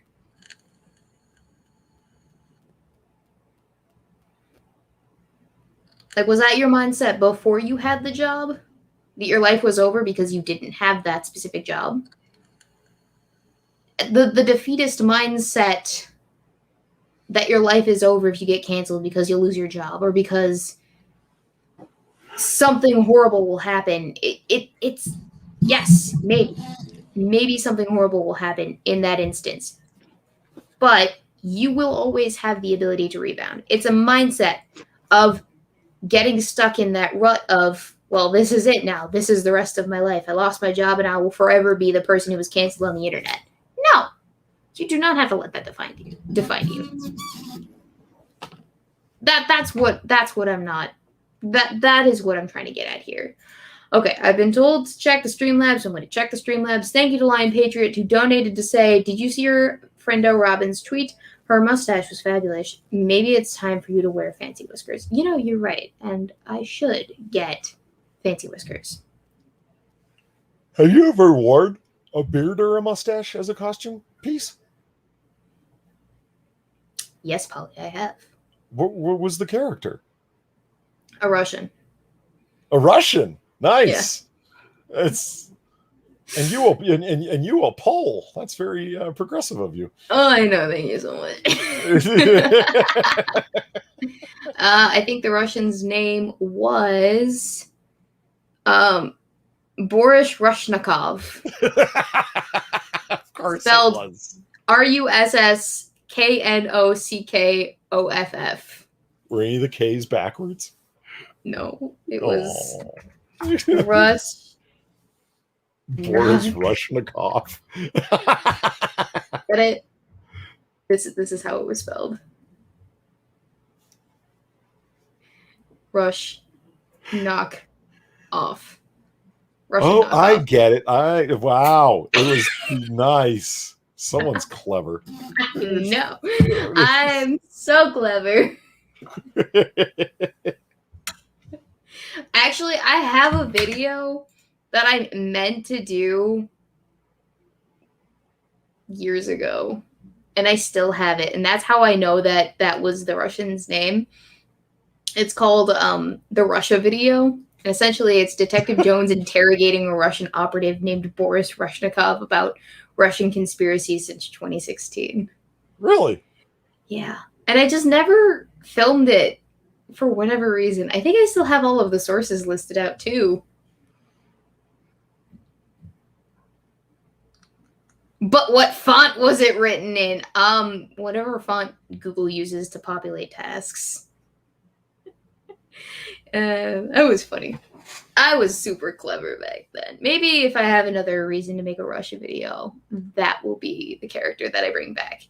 Except, oh, actually, I bought a fur coat, so I have a fur coat. All I need is a matching fur hat for that specific character, because obviously you can't do a Russian character without the fur coat.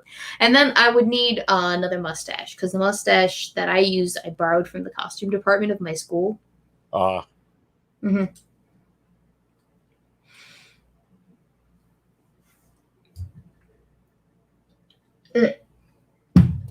And then I'm pretty sure there was a time when I used a paper mustache too. A paper twirly French mustache. I'm pretty sure.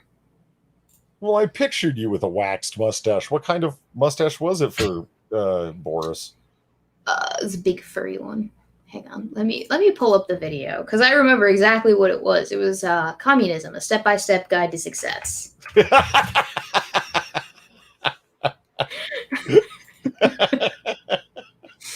That was my troll video. I think the audience actually contributed to that.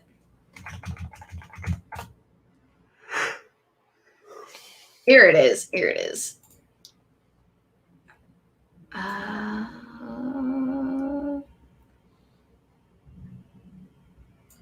Here is my sexy Russian face. Polly, are you ready? I'm ready. That's me.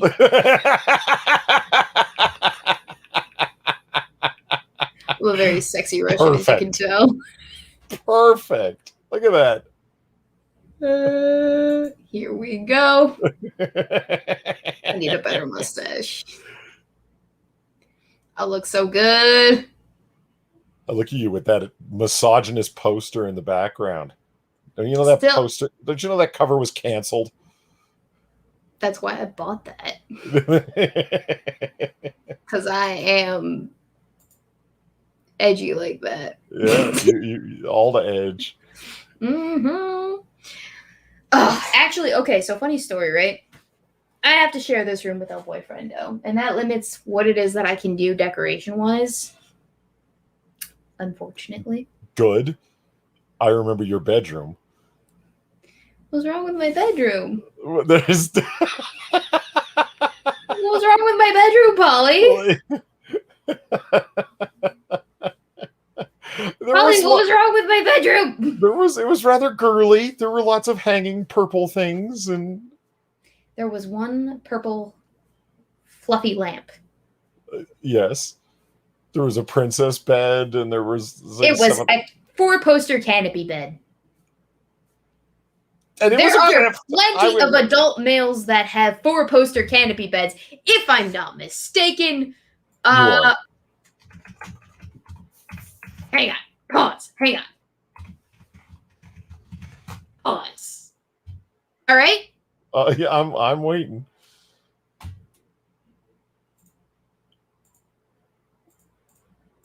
This is probably not going to make my point very well, but here is the bed from the 50 Shades of Grey movie. It's a 4-poster bed with kind of like... He was an insane freak job. How are you using that as an example of male decorating stuff?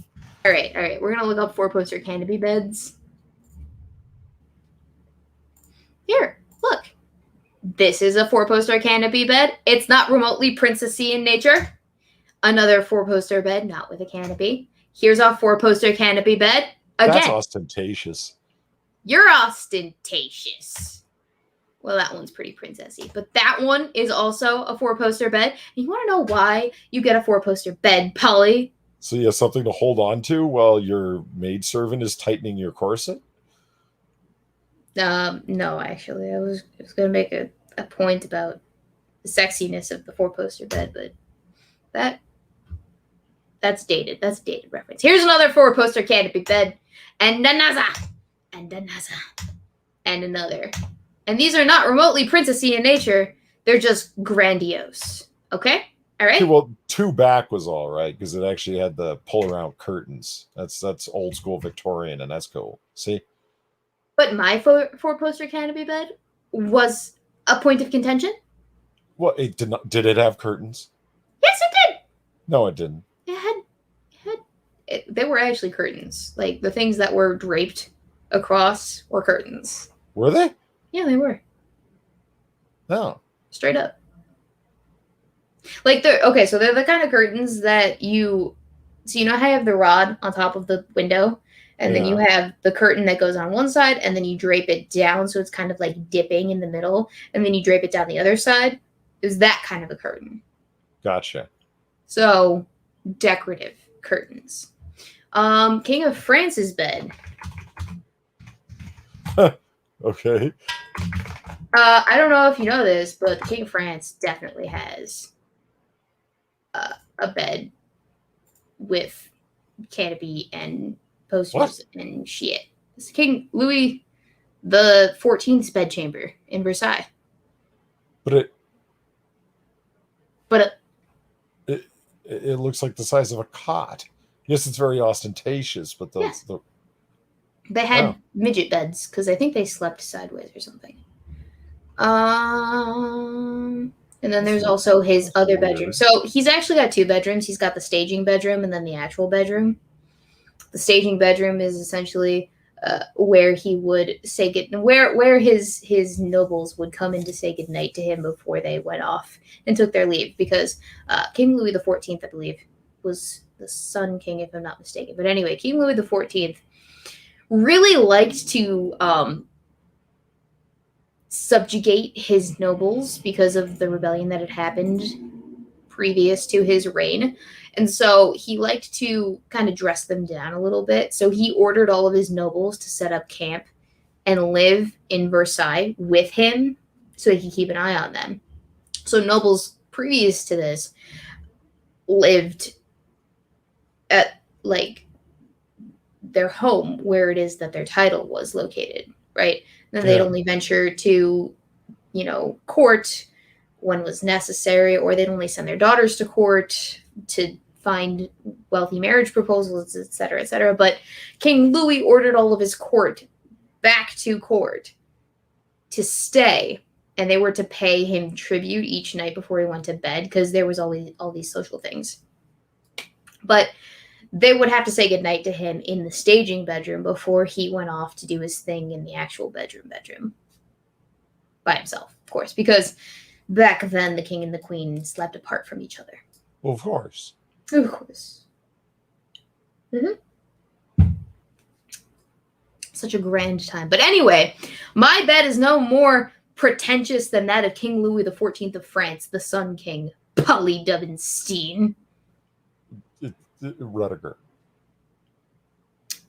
Rudiger Maximilian Davidstein. All right, I take it back. You had a stainless steel and cherry wood manly bedroom, okay? I had a perfectly average bedroom. Thank you very much. For a 10-year-old girl. That bed set was passed down in my family for two generations before it got to me. I heard about it every time I mocked you for it. It was like it was a bequeathal. It was bequeathed unto me and shall be bequeathed to my kin when I have baby Weebos. May God help us all. Why is that always the reaction that happens whenever I mention my spawn? My future spawn. It's not going to be that bad. I'll be a great mom, and they'll be great kids, because I was a great kid. Damn it.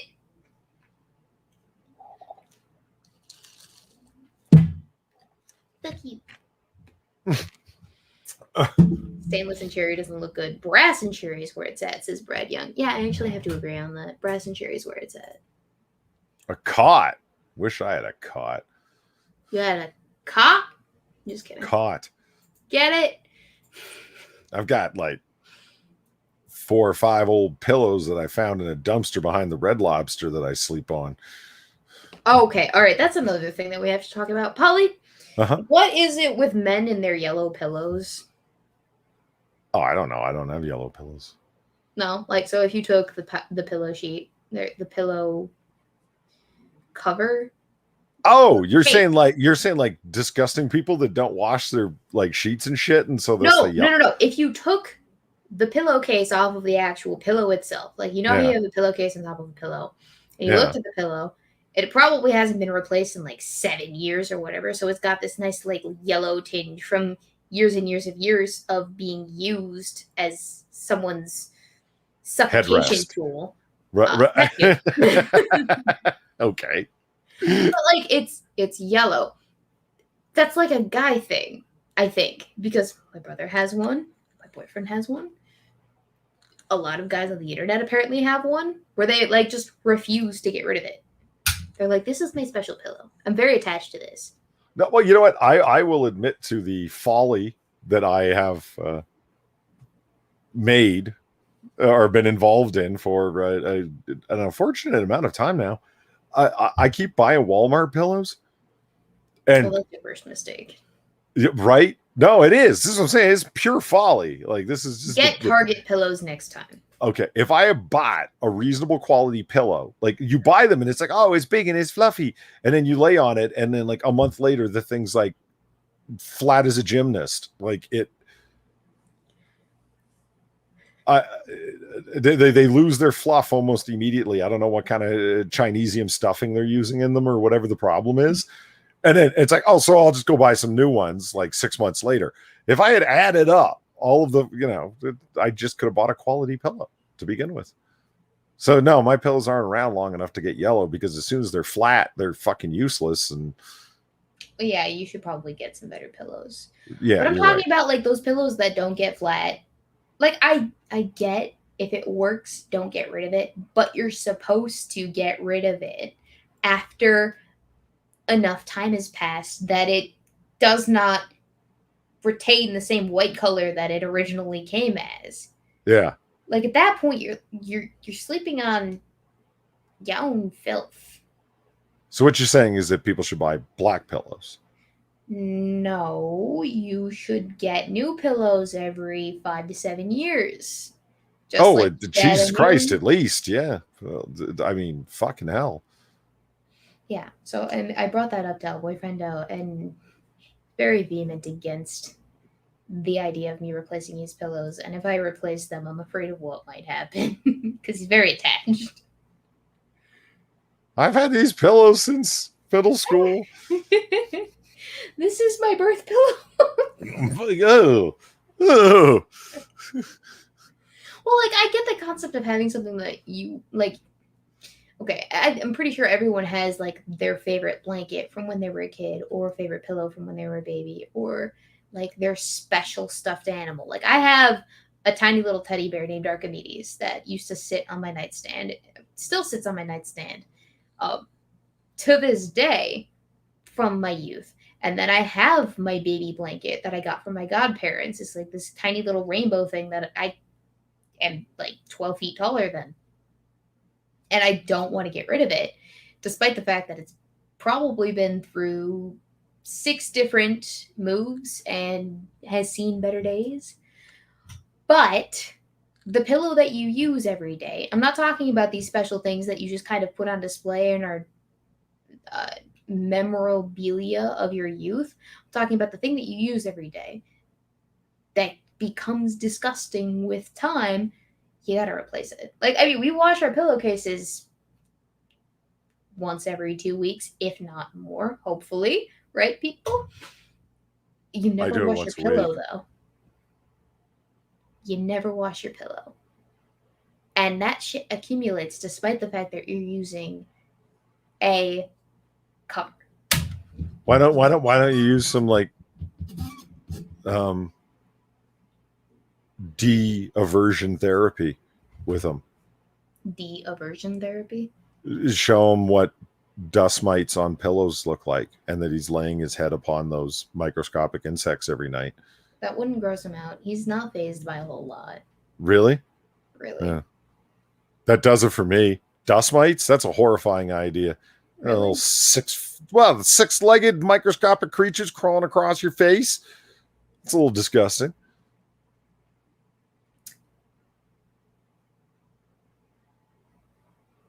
I guess. But, yeah, no, he doesn't get freaked out by that stuff. Mostly. It's not so much freaked out that I'm like, oh my God. It's just, it's enough to motivate me to fucking do some laundry or go down to Walmart and buy a $5 pillow. Yeah, well, that we've already established that is a mistake in itself. $5. Yeah, I know. Target or nothing. I got you. Wait, you don't even have to get Target. Just spend more than $5 on a decent pillow, Polly. Come on. Okay, where did your pillows come from? Bull and Branch? No, I mean you can still go to Target, but you just pay the $20 to $30 for a decent pillow that's not gonna deflate after 3 seconds. Oh yeah, you gotta wash your pillows every 3 days, or pillowcase every 3 days if you drool. I remember when I was down in the hipster part of town where I live at, and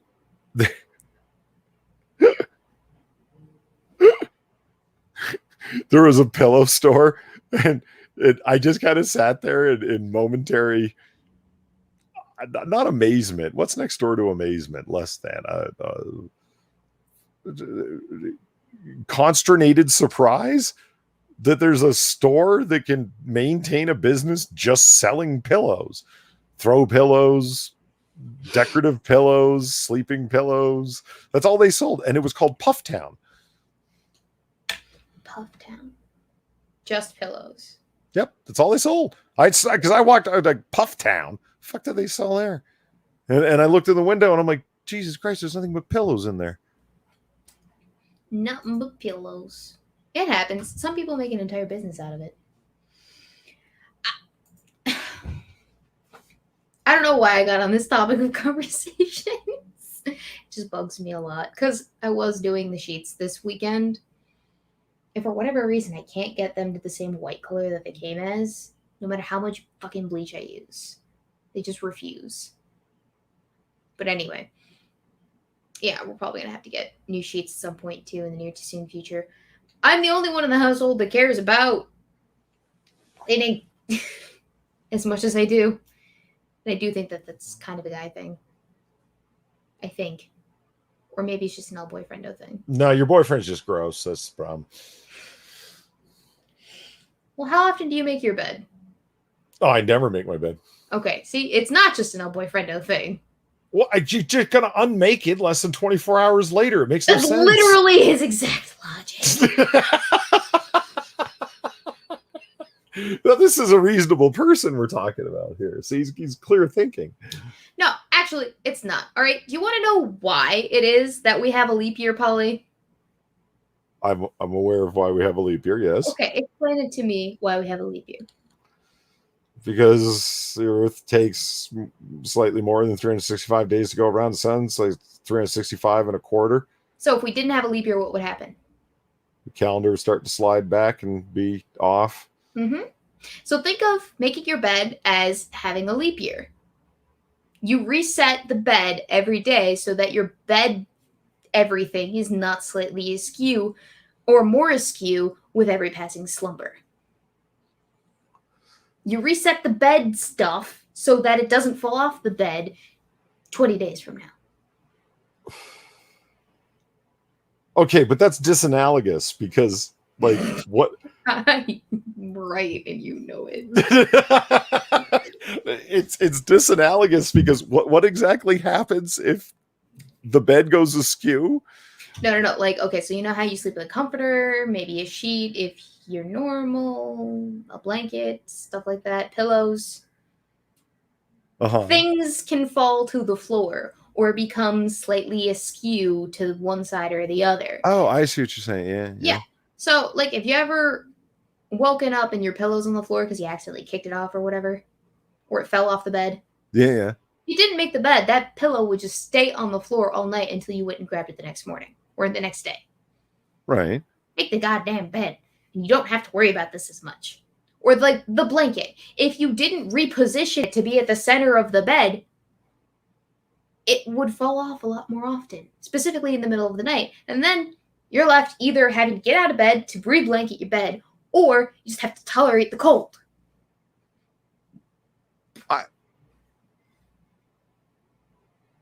Do you know how much more of your... Okay, so Weebo, fast forward, if you will. Cast your mind ahead.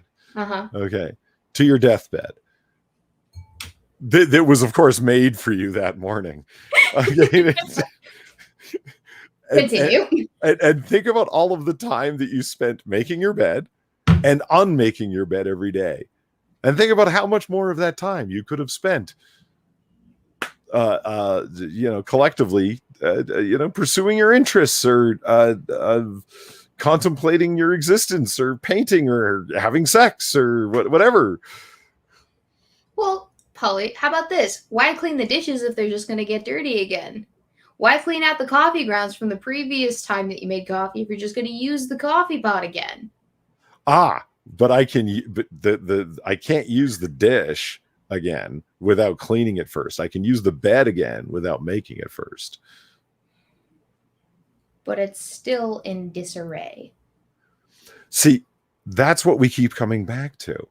It's a Weebo problem. It's an OCD thing. It's not an OCD thing. I embrace the chaos. It's fine. You have to reset the bed because otherwise you end up 20 years off in a leap year. Only Weebo would describe a bed like a Swiss watch. Like it's just... We don't have to have leap year. It's much too inconvenient. It's fine, all right? We don't have to have a day that corrects the time and resets everything. It's fine. Because we're just going to have to do it in 4 years again anyway. So what's the fucking point? Well, the point is, it's in disarray. We need to reset the thing so that we can start from ground zero again. All right? You should. Right. That's okay. I'm not going to tell you that that's a bad argument, but it's a bad argument. Okay, here's an alternative argument. No, but why not proceed with Jordan Peterson's, like, clean up your room bucko approach?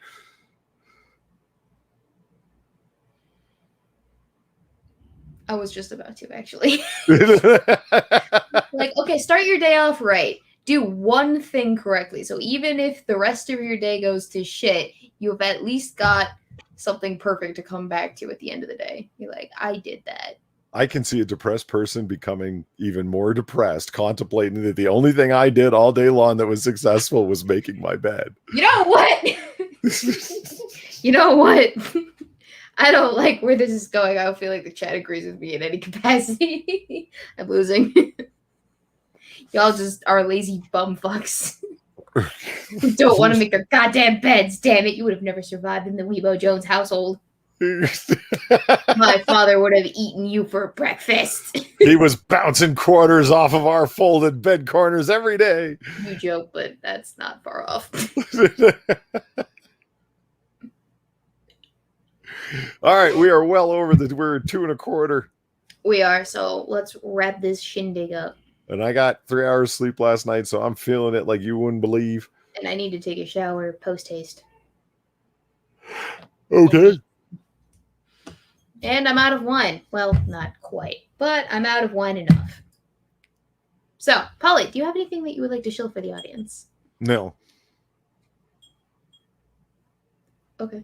I'm still working on that Thought Patrol video. Literally, I have it geared up on my thing. I'm still in the middle of scripting it. The problem is the research behind this video took me into some directions. I'll bet it did, actually, yeah.